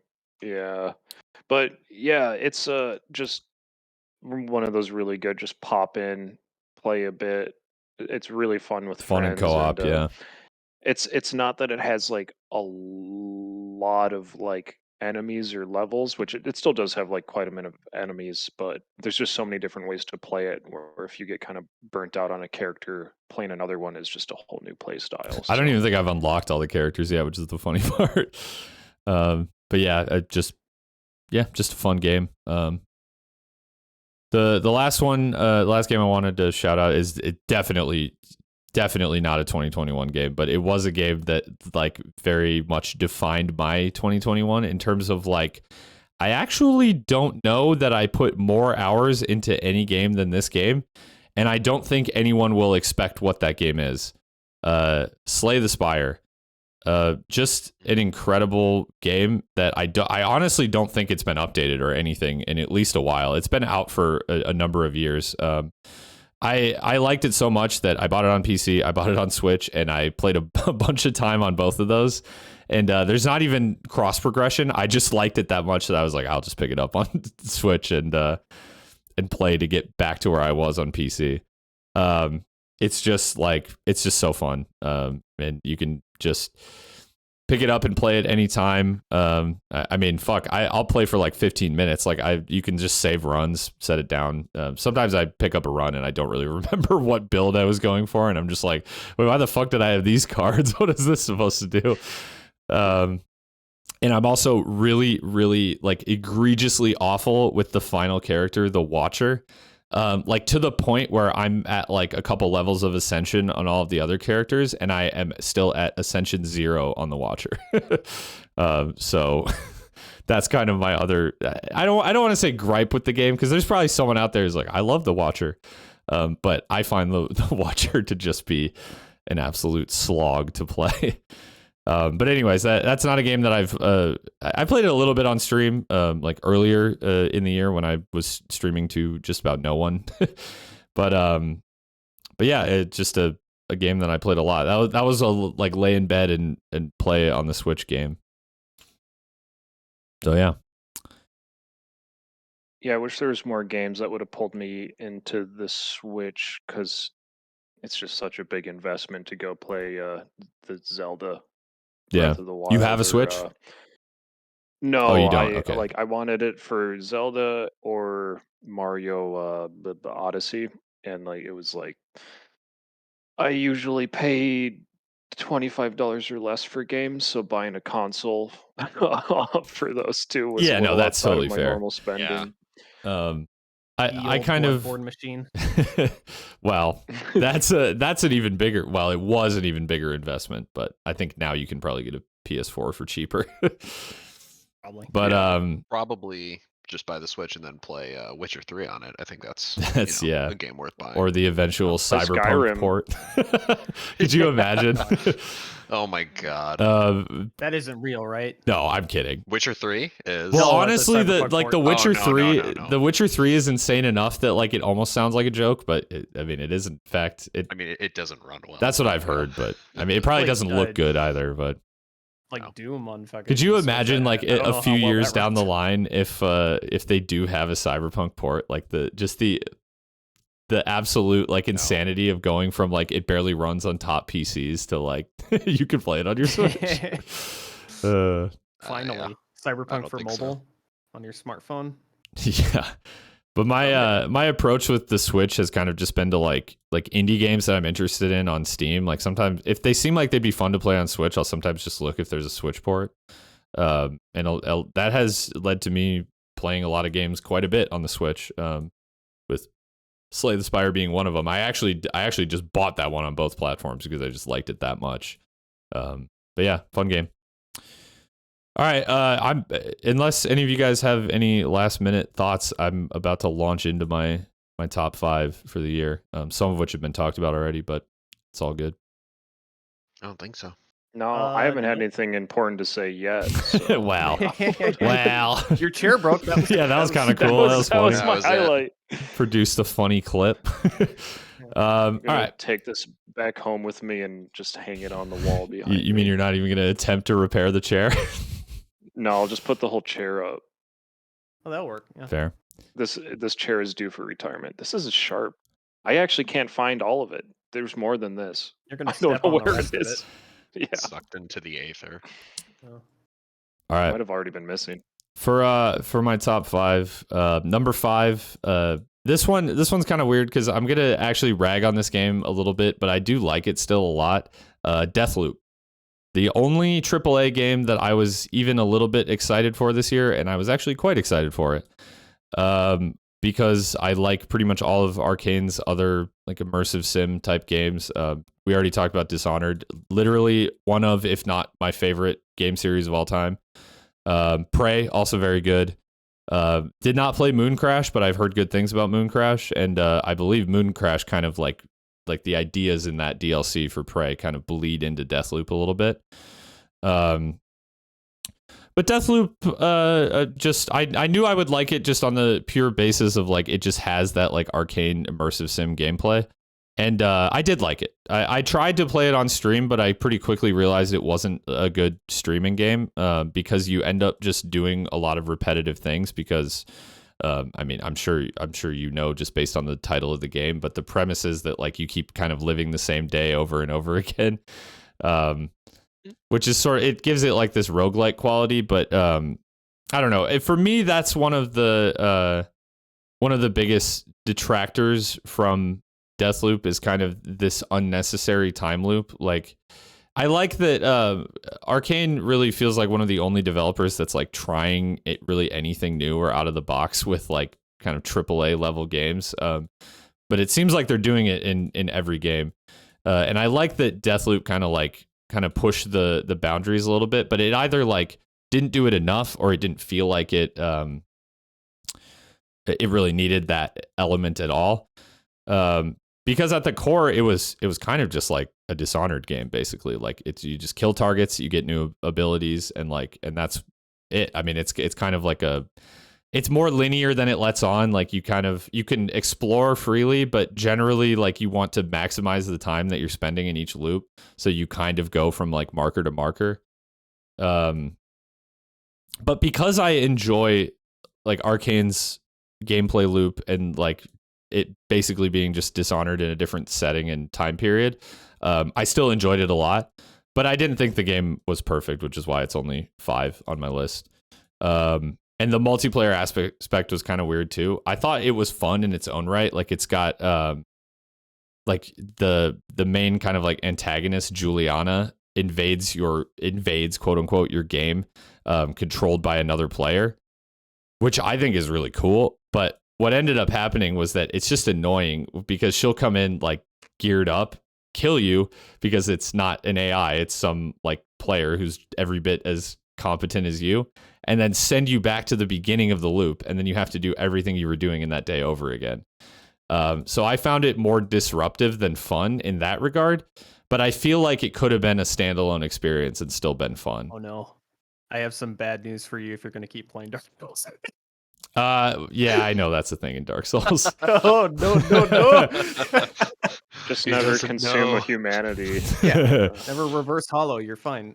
It's a good single player game. I think it's different though too. I think it is somewhat different in Deathloop, because it can kind of just like happen. It starts to happen very early in the game, and I honestly just had to turn it off to get past certain points because that I feel like they throw like a fully kitted out Juliana at you way too early, and it like could easily like frustrate you to the point where like you just don't want to play the game, or you just turn that aspect off. Because you can turn it off, but it still happens, and then Juliana's just an AI instead of a player. But it feels in a lot of ways like the game was like designed around that, and so the fact that I'm kind of like, it's neither here nor there. I don't really like it. Sort of detracts as well.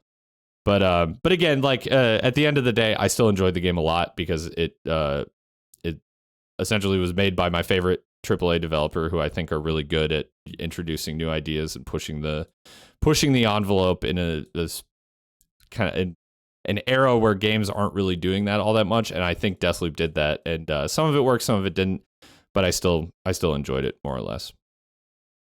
Am I the only one who played Deathloop? I think you I have are. not played it. Okay. I considered it, and then I was kind of looking through reviews, and I was Buy like, it on I sale. don't know if this is worth The other it. thing too was Yeah. it launched with some performance issues. I wasn't like I was pretty disappointed in the way that it ran on my computer, and it had weird issues too. Like it caused like audio bugs and stuttering, and like and that alone made me tempted to put it down because it just seemed like the game on release was not like optimized to be like sold, honestly. And I know I'm not the only one who had those issues, but I think Was it's it ever better now. revealed, like, did they ever actually talk about what the cause of it was? Was it just? I mean, the speculation was that it was de novo. Yeah, I was gonna ask about that. But I if think it their was- if it turned engine, out that it was because related. Dishonored 2 had the same problems on release. I think their engine just has issues. The Void engine, I believe it's called. But I don't know. I'm not like really in a good place to speculate. What I ended up having to do to fix it was capping my frame rate in the NVIDIA control panel, not in the game. And for some reason, Weird. that fixed it. I don't know. There's a surprising amount of game optimization you can do with a lot of things using the NVIDIA control panel, because like when you do it through the control panel, it's like directly your GPU doing it, as opposed to like it need to be processed like through the game first. I don't understand it, but Yeah. I know like some things, like if you want to like increase sharpness or do little tweaks like that, you can make games run a lot better by doing it through the control panel instead of the graphics options. I don't know why, but something to look at, I guess, Yeah. if games are running poorly. All right, so my number 4 game is probably almost definitely not one that any of you guys played, but one that I definitely recommend you check out. I recently was playing it on stream with Ryan, but I also played it solo throughout the year. It's a game called Wildermyth. It's a very interesting game in the sense that it's like kind of it's pretty typical turn-based RPG. Compare it to like a bit of a simplistic, watered down Divinity or something like I that. love Divinity. But where it really shines is it has kind of like procedure. I don't want to say procedural because I feel like that's misleading, but kind of generated story. So every time you can play the same campaign, but every time you'll have different characters with different like motivations and aspirations and shit like that. and then sort of like randomized things will happen to them that will affect their character. And you control like the whole party, or like in the case of what me and Ryan are doing, like we're each controlling like 2 of the characters. And it just is a lot of fun, and I think that style of storytelling is like, it's like the tip of the iceberg for games in the future, for someone like Bethesda to come in and say, like, you know, like use that system as like, this is how we're running our like Radiant AI or whatever in the next Elder Scrolls game. I think there's a lot of potential that can be expanded on there, and to my knowledge, they're going to release new campaigns for Wildermyth as well. The way it kind of works is you have like campaigns, and they're sort of like, if you buy like a D&D book, like it's always the same campaign, but then like the characters will do different things, and like everyone's experience will be different. And the DM also has an influence outside of the set story. Yeah, but in this case, there is no DM. The game kind of like, you know, sort of generates or like randomly kind of pulls cards for you to like throw your way. But I just really liked it. I think the game is pure fun. The gameplay is good. It's definitely like I said, like simplistic Divinity is how I would describe it. It's got the kind of like grid-based, turn-based movement with kind of like a pool of like action that you can use in a turn. Bit similar to D&D maybe as well. If you've done or played any of that, you'll be very like immediately familiar with it. It doesn't really have a learning curve at all. It's very easy to figure out. But where it really shines is that storytelling aspect. I don't think the stories that the game presents to you are always like really great, but it is cool that you never really know what to expect. And for that, I'm definitely impressed by that game. Even if it's kind of all a farce or like smoke and mirrors, and it's not really like random, and there's some like kind of there's some kind of tricks they do to make it seem more kind of like endless and random. I'm still, as a big dumb idiot that knows nothing about computer programming, I'm very impressed by it. So number 3, I had Valheim. We already talked about it. It was just like, I honestly forgot it came out this year, but early on in the year, it was like just a game that I was like just excited to play. I was playing it solo. I was playing it with Britta. I was playing it with the boys. And I was every campaign, or I don't even know, you don't even want to call them campaigns, but whatever. Every world I was playing in, I was just having fun. Just a fun game. I already said kind of how I feel about that, and you guys weighed in on it as well. Good. Number 2, I said Loop Hero. Loot Hero is definitely an autoplay phone game. Yeah, it's a phone game. Loop Hero was just, how to describe it? It's like a strategy. It actually is kind of like an auto battler, though. That's the funny thing about it. It's like but it's got like this management aspect to it where you have, and it's also like a card game. It's almost impossible to explain, but when you actually play it, it's incredibly simple, and but it also has like a basically like infinite amount of things you can do with it. You basically have cards that are tiles that you place on a map, and then the tiles affect this loop that is kind of like your battlefield, where you're like farming resources and fighting enemies and fighting bosses and stuff. And the only interaction that you really have is that you place those cards, and then you get loot, which you then give to your character to make them stronger. But everything else kind of happens automatically. But even despite that, it's still like incredibly deep in terms of the builds that you can do with your deck, what you can accomplish with like the various stats that are baked into the loot that you give your hero. And the story isn't perfect, but I even found the story kind of cool. It pretty much defies explanation. You kind of just have to play it for yourself. But the way they integrated story into kind of like a roguelike and generally just bizarre overall gameplay loop was pretty impressive. And yeah, I just think that that was one of the first games. I kind of got on a kick of playing demos this year. That was one of the first games where I played the demo first, was just like, I need this, and then I just bought it when it released, which again, not something I normally do. But yeah, Loop Hero, fun game. Also, the second game on my list that has loop in the name. Year of Loops. Yet again, I'm assuming no one else played that. So. Nope. Nope. I know it's a Game Maker game though. Is it a Game Maker game? Wait, I'm always impressed by think that because I've used the Game Maker before, and if I can make a game in that.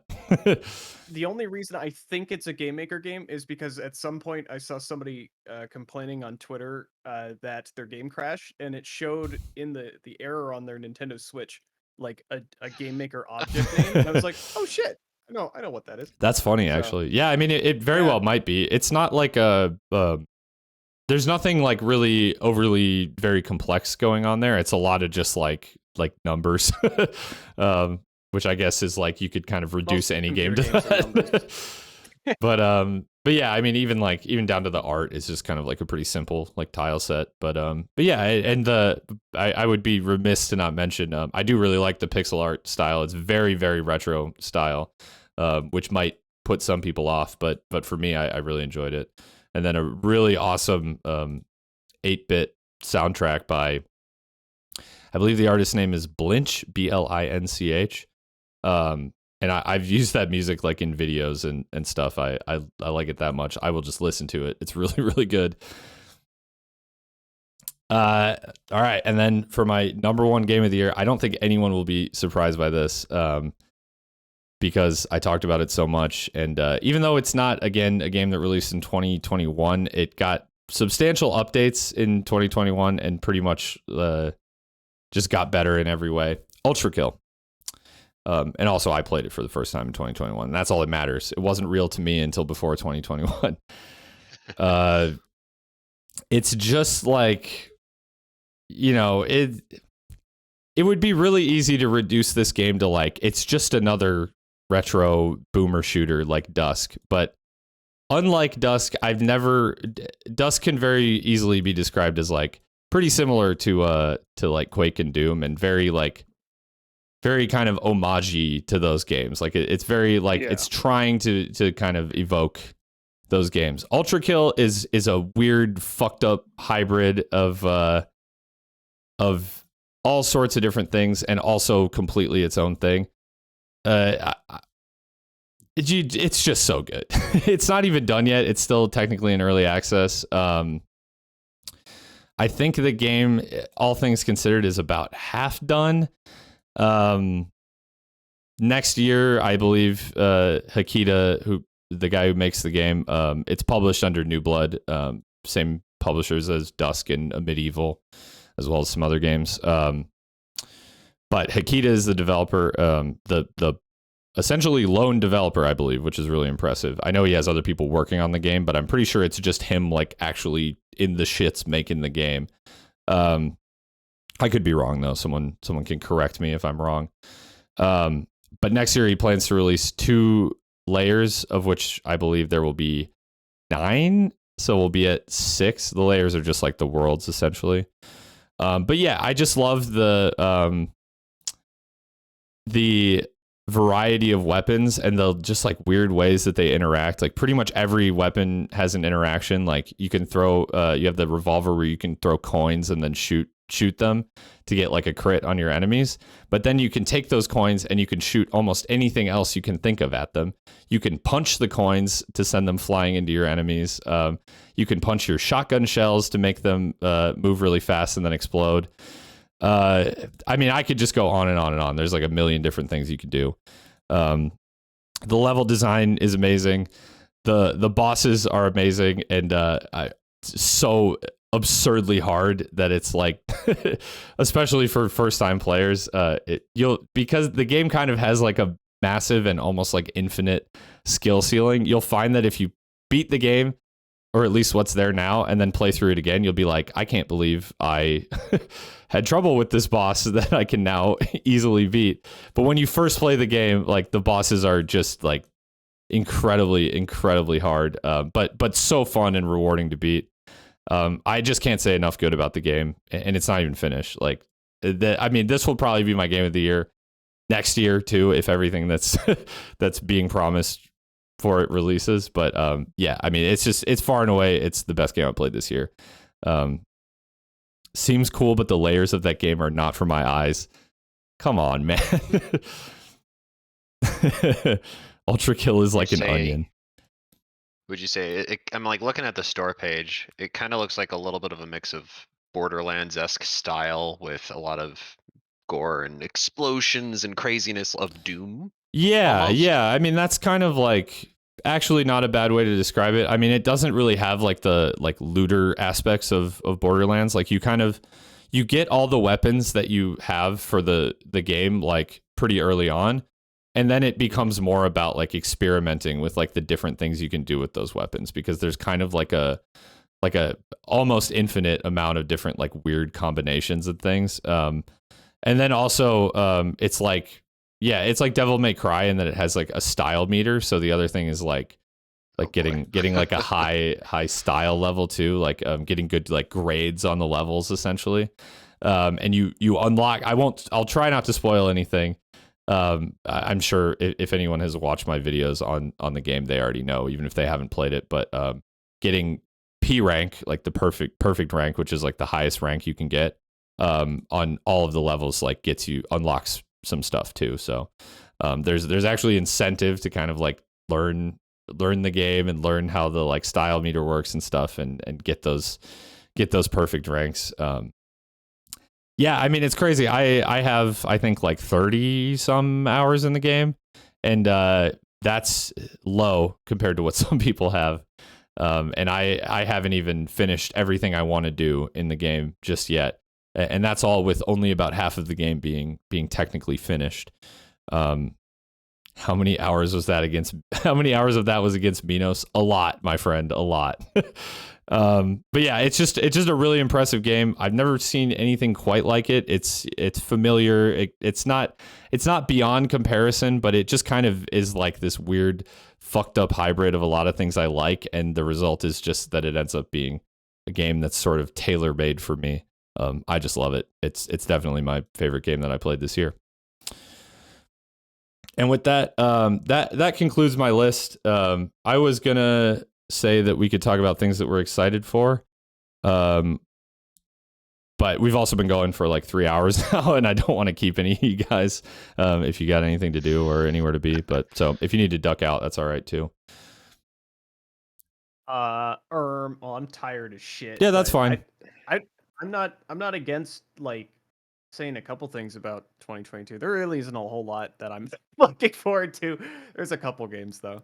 Has anybody even looked at like what's being released next year? Breath of the Wild 2, I think, is coming out. Oh, right? Is that next year? Yeah. I thought it was. I hope it is. I really hope it is. I know, right? I don't know too much about that. When it was first revealed, it kind of almost looked like a DLC, like esque, like it takes place in the same world. But I literally, it doesn't even. That game could be like just a literal re-release of Breath of the Wild 1, and I'd still probably somehow end up buying it at full price on release. Yeah, it just says 2022 loosely right now. I mean, Elden Ring is a big one that people are going to mention as well. Yeah, that's probably going on my list of probably just get it like on release, because I figure it's just going to be more of the same of what I expect from from Soft. So yeah, I mean, the Iron Pineapple video on it painted kind of an interesting picture, because I think he said something like 30 minutes of 30 hours of the like pre-release, and it seems like, yeah, it is just like a Souls game, but some of the way that the open world is integrated into the like Souls formula seems really interesting and intriguing to me. I wonder if it's taking any pages from like Shadow of the Colossus, or it did kind of seem that way, yeah. Yeah. But yeah, I'm excited for it. Having dabbled in Dark Souls now, I know a little bit more what to expect, and I'm not going in completely green. But I do imagine that, like, with the amount of hype that game is receiving, that for some people it will be like them learning for the first time that Souls games aren't for them. You know, it's not George R.R. Martin writes Skyrim. It's George R.R. Martin makes a Souls game. Yeah. But I think, yeah, I mean, I think a lot of people are excited for that game, and rightfully so. I I think I'm gonna be probably disappointed by Stalker 2. I'm worried. Oh fuck, dude! I because, almost forgot. Is that supposed to um, come out next year? It's supposed to come out like in, I want to say it was April, but it might be closer than that. I can't remember, but I know it is coming out in 2022. I'm just disappointed I can no longer turn myself into a Bitcoin or whatever. Yeah. Aside from that whole thing, because it really had nothing to do with the game. Like even if that didn't happen, I was like watching the gameplay trailers that they have, and it feels very like this isn't actual gameplay, like kind of E3 sure. style. Oh Like, yeah, yeah, I don't know. scripted I'm not gonna feel comfortable like saying yes. I want to purchase this until I see like a good solid like 10 or 15 minutes of gameplay, like with the whole UI and everything. But right now, what they have has not really convinced me. And yeah, the whole NFT thing was weird. I don't know why like it was so fucking tone deaf. Yeah. Even if it wasn't something like Very directly in the misguided. game, like, yeah, I don't know what they were thinking with that, but they obviously backtracked on that as much as they could. On the plus side, even if Stalker 2 doesn't end up being good, I believe, I don't know if it was just this year, but Stalker Anomaly, which is like a huge mod for the original Stalker games, that's is worth mentioning. basically in full release, and it's basically an entirely new game. So if you want more Stalker, it sounds like It's you can like- get it there. There's so many different ways to play it too. Like and it's completely free. I like, think you I'm don't gonna have to own try it the out Stalker on game. stream. Actually, even Do it. yeah. It's wonderful. Yeah, I think a cool way to play it on stream would be the what is it, Lazarus or demon possession mode or whatever, where when you die, Yeah, you you get possess to another possess a random new character. NPC. Oh, Yeah, that's like, really Yeah. cool. Actually, it I is like that awesome. idea. Yeah. I was reading a little bit about some of the different modes, but I didn't quite fully understand what all of them. But yeah, you can play like all 3 campaigns like within it. It's really cool. It's kind of scuffed and it's hard to tweak the difficulty to like where you need it without kind of starting over a few times, but it is very interesting. Want more Stalker? Play old Stalker. That was basically my advice, wasn't it? But I mean, that's not bad advice either, because those games are pretty much Call of- infinitely replayable. Shadow of Chernobyl and Call of Pripyat are both very solid games, and Clear Sky It's a game. So most people that, to be fair, and I should give it a chance myself, most people were put off by like the very first introductory area, and apparently after that it gets a lot better. But it was like that first area that was like so confusing and screwed up that like a lot of people quit early and then were like, it's bad. But I haven't tried it myself, so I can't really comment. But I did play a shit ton of Call of Pripyat and Shadow of Chernobyl. I usually don't have like I mean, especially nowadays, I don't have like any major expectations for games coming out. I just like to keep them. I like to keep tabs on stuff, and if it turns out they're good, Oh then yeah, they're good. totally. But games that are coming out, Dying Light 2. Oh yeah, I like the first one. I don't know if anybody I else need to played play the first it. one. Yeah, it's been on my. It's I heard Dying Light 2 is good, and I saw you Or, playing no, it. yeah, the 2's not out first yet. one. Yeah, 2's coming out. Sorry, yes. What? Yes. Yeah, that. I've seen footage. I've seen footage of 2 from like people that got like review copies. Oh, Sure. okay. Played Alright. it Does it look like it's actual gameplay and it's fun? Because It's got some, and I use this word sparingly, cringy characters. Okay. Well, that's yeah. I mean, like then again, the first game, I don't really think people cared that much for it's not really known for the story too. Ooh, Dying Light is $12 right now. All right, that's going it's in the pretty cart. good. The fourth Pretty game I've good. bought I enjoyed tonight. it. There is like almost too much content for its own good too. Like there's a lot of stuff that I just straight up didn't try, but I Isn't it found the an main Ubisoft campaign game? very solid, and there was a lot No, of fun to be had. Techland. Yeah, it's basically what the developers of Dead Island wanted Dead Island Yeah, to be. totally. Like, That's ones the that, impression like, I get. they tried to have like a very specific vision with that, and it obviously went horrible with Dead Island, and then Dead Island's not horrible, but pretty much every like system in that game is at least like a little bit deficient. It's janky. Yeah. It became far too repetitive as well, and then they had a sewer level, which like, come on. But it's a That's what made me zombie game. quit. It's gotta have a sewer level. It's gotta have a sewer level. There are sewer levels. I quit I think, before in, the underwater level in or the ice level. Dying Light, there are sewer levels, but they are pretty fun. Isn't that So game like pretty open though? Yes, Yeah, it's that's what I open thought. world parkour, which Dead is Island even- was not as open as I hoped that it would be. It was actually pretty linear, all things considered. And one other thing I wanted to mention, I'm not going to mention System Shock because that's going to be, I'm convinced that's dead on some arrival. hopium. Personally, Yeah. I hope it's I've fun, heard but I'm still some worried. hopeful things about it. Like I know people that have played the demo have said it's surprisingly good. I just want to, because it's supposed to be a remake of the first game, right? Yes. Like a remaster. Because at this point, I'm just waiting for like System Shock 2. I guess my worry now is maybe Tencent will try to make System Shock 2 or 3. Oh, I'm and, sorry. well, Aren't they also working on a System Shock 3 though, or am I crazy? I thought it was just the like essentially a remake of the first game, but I thought there was a System Shock 3, but I can't remember off the top of my head. There's good videos on those by a YouTuber called Charlatan Wonder, who makes like just videos on immersive sims essentially. You might like System Shock 2 if you haven't played it. I actually yet. haven't, but I mean immersive sim, like even though it's kind of like a weird obscure genre, it's very very possibly my favorite genre of games. I would recommend 2 at the very least. I haven't personally played 1, and maybe that's the reason why the remake or whatever they're making right now, it doesn't appeal to me as much. But the announcement about the Tencent acquisition and them kind of going through development hell, it definitely makes me worried. So the fact that that's coming out next year, I'm not holding my breath, but I completely forgot about Starfield. Yeah, I mean, I like. Are we excited for That's Starfield? I mean, Bethesda. I'm definitely Starfield. like excited for the idea of Starfield. Like, you know, it'll be the first like real RPG game that Bethesda has made since Fallout 4. I mean, Fallout 4, not great, but like. Yeah. But when you look at Fallout 76, I mean, Fallout 4 seems a lot better. I'm not going to use Fallout 76 to write off Starfield because, to my understanding, it wasn't the main Bethesda studio that even made it. They just put their stamp on it, essentially. But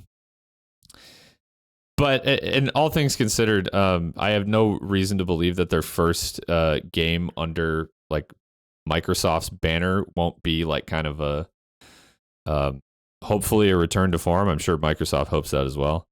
And everything about it sounds kind of cool. I need to see some gameplay, I think, before I'm actually excited about it, though. Yep, and that's the thing. I think Bethesda usually waits on some games, but I am a little. To be fair, I don't think they're waiting because they have anything to hide. I think they're waiting to avoid a Cyberpunk situation. Yeah. I don't know. I'm still like pretty hesitant on all that though. Because I like Bethesda has not impressed me over the last few years, and considering the development cycle also went through what every other company was experiencing between 2020 and 2021. I hope that didn't stifle their development cycle too much, but we'll have to see. I think it had the benefit of like they didn't have any promises in place, so like it just like was shit probably delayed by COVID and the Microsoft acquisition? Probably. But it might actually make the game better in the end because they got a little more time to play with Microsoft money. That's all I'm saying. But I don't know. I would say I'm cautiously optimistic for Starfield. I mean, I think like when Starfield comes out, it shouldn't be weighed against Fallout 76. It should be weighed against Fallout 4. And when you really think about it, there's only been, am I crazy? It literally was Skyrim, Fallout 4, and then Starfield essentially, like for their mainline games. You missed 15 or so different Skyrim releases. Well, yeah, but time. Yeah, I mean, Skyrim is just Skyrim, right? Like, yeah. Fallout 4, I like. There's parts of it that were great as far as just an improvement to general mechanics. It was awesome, but like they dropped the ball in a lot of ways. I feel like, but I'm saying that after putting like hundreds of hours into it, which means one thing that doesn't get talked about enough for me in Fallout 4, and I totally agree that I think there's a lot of stuff I don't like about Fallout 4, but I thought the world was really pretty good in Fallout 4. Like I like that there's not too many like loading screen areas. Like it feels like you can kind of just walk into more of the world and like explore it organically. There are a lot of like skyscrapers that you can just kind of climb up. Like they usually have an interior, but there's still like a good amount of an outdoor portion. It's like vertical, like literally vertical. But yeah, in terms of great. like the RPG mechanics, it's pretty much as far from Fallout New Vegas, which is the one I like the most as can possibly be. Yeah. Fallout 4 had a really cool world that felt very underutilized with like what was there. Especially when like they put in like kind of there's like the Repcon building or whatever, and like you can just go in there whatever and like clear it out, and then like way later in the game as like a main quest you go in there, and it's like I kind of feel like maybe I should have been locked out of here until now. It's like being able to go into in Fallout 3 like Camp Raven or whatever it was. Do you know what I'm talking about, where the Enclave is? Where like you can't go in there until you get there in the story, and it feels more significant because up until that point in the story, if you find it, you're like, whoa, what's this big door? And then Fallout 4 was like they barred you out of almost nowhere except for the Institute, which you get to pretty early. So there's just a lot of ways they could have improved it. But as far as shooting goes, I like that they took a stab at crafting, although that was kind of boring. They need to update the UI. I love the Pip-Boy and everything, but it's such a pain in the ass to use. I like the base building, like just personally, because I enjoy that, but I almost just want it in a different game. Like it just feels like it doesn't belong in Fallout.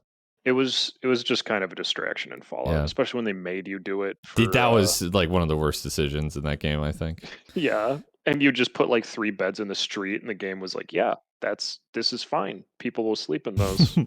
Like there's no actual requirements for making it nice. Just like there's like 4 meters, like food, water, beds, and defense. Yeah. So are we at least in agreement on next year's like game of the year? Wide Putin 65? No, I Am Jesus Christ. Oh yes, yeah. Oh yes. I don't know, man. God. The Noah's Ark game looked pretty good. Yeah. It's gonna be a head-to-head battle between I Am Jesus Christ and the Noah's Ark game. Well, yeah. Unless there's any other like kind of bigger games that people are excited for, I have like a few indie games that I'm looking forward to that I just want to shout out quick. Yeah, what do you got, Garrett? There's too many God rays in this game. I hope they reduce that. Oh, yeah. You're talking about the Jesus Christ game? That seems a little important. Like that seems like the only game that kind of necessitates God rays, though. No. I'm gonna put this on my wish list. There you go. Sorry, continue. Just in terms of other games I'm excited for, Gloomwood and Fallen Aces are 2 immersive sim games that are being published by New Blood. Gloomwood is being developed by the developer of Dusk, in part by the developer of Dusk. He's got another partner in there, but I'm not sure what his partner has done before. But yeah, I'm just like both of those games. I played the demos; they were super fun. I'm hyped that New Blood is kind of like bringing back immersive sims. Like Gloomwood is sort of like a thief type game, only with guns, which like naturally thief with guns, basically. And then Fallen Aces is like kind of a comic booky like mafia type immersive sim. Can't really think of like a great direct comparison to it, but it kind of felt like the level design I could almost compare to like Dishonored, but the gameplay itself was kind of like something else. I don't even know, but that demo was incredibly fun. I definitely recommend you check it out. And I have a video on my YouTube where I go through both of those games. Loot River is another demo that I played. That's like a Souls-like roguelike puzzle game, I guess, which is sort of just a lot of jargon. But all to say that game was really fun, and it has really good combat, and it basically is like you're on a river, and there's these rafts that you kind of like slide around to like progress. Another one that has a demo that you should just check out because it's just really fun. And then a game called Void Train, which is like a survival crafting game where you're kind of just like floating in space on a train. Oh yeah, it's basically Endless like Sky 3D. It's basically Raft in space, or Endless Sky 3D. Which that's actually, I played Endless Sky this year. I guess, nice. Technically, and it's a good one. Yeah, it's I didn't get super sucked into it, but the Void Train actually kind of looks like something I'd be interested in because I do like that kind of thing. Forgot to put Priest Simulator in your Game of the Year list. No, I didn't forget. I'm just saving it for 2022 as well because that game didn't release this year. It was just a demo. But truly, the demo was better than anything. You left it out very intentionally. I did leave it out. Because I hated it. No, I didn't. I mean, that game actually was like surprisingly interesting. Good is not necessarily the word I would use to describe it, but it was intriguing. Pre-simulator demo Game of the Year 2021, pre-simulator full release Game of the Year 2022. Yeah, exactly. Oh my Are you gonna God. buy Horse Shelter 2022? Horse shit 2022. Shelter? Yeah, Horse Shelter 2022. You can wishlist on Steam right now for. Actually, I don't know how much it's gonna be. Oh God, it's loud. What were you saying, Zach? Choo Choo Charles. Oh was what I yeah, thought you okay. meant for Void My Train. chat is gonna be really I happy was that you thinking of mentioned Choo that. Choo Charles too, but I couldn't. Choo Choo Charles is definitely actually... like it's a meme game that actually looks like it might be really good. Like unironically, it looks really fun. Is that technically releasing like next year? Next year, first quarter. Yeah, it's supposed to be. Yeah, but unironically, that looks really fun. That'll probably be a bit of streamer bait in there, but yeah, I mean, I'm gonna play it. Looks like fun. I've been successfully baited. All right, boys. Well, we've been going for like 3.5 hours. Any closing thoughts, or can I just close this bad boy out? Waipoon, don't play any other game. Play Waipoon 64. It's free. Only on browser game. It's completely free. What are you doing? Why are you watching my stream? Why are you not just playing Waipoon 64? Why are you watching the stream when you could be playing Waipoon? You could do both. Unless you're some fucking coward or something. Yeah, you need to play that right now. All right. Well, thanks for hanging out, guys. We literally went for 3.5 hours, which is the length of like 2.5 of the other episodes that we've done. But I knew this would kind of be a longer one because we were talking about games and other stuff. I'm actually going to keep streaming for just a little bit longer. This one a little bit longer than I expected, so I don't know if I'll fit any games in tonight. But I am gonna just chat quick, maybe play something quick. But yeah, I'm gonna throw it to a break quick, and when I come back, it'll be just me, no boys. But yeah, thanks again for hanging out, everyone, and I will be right back.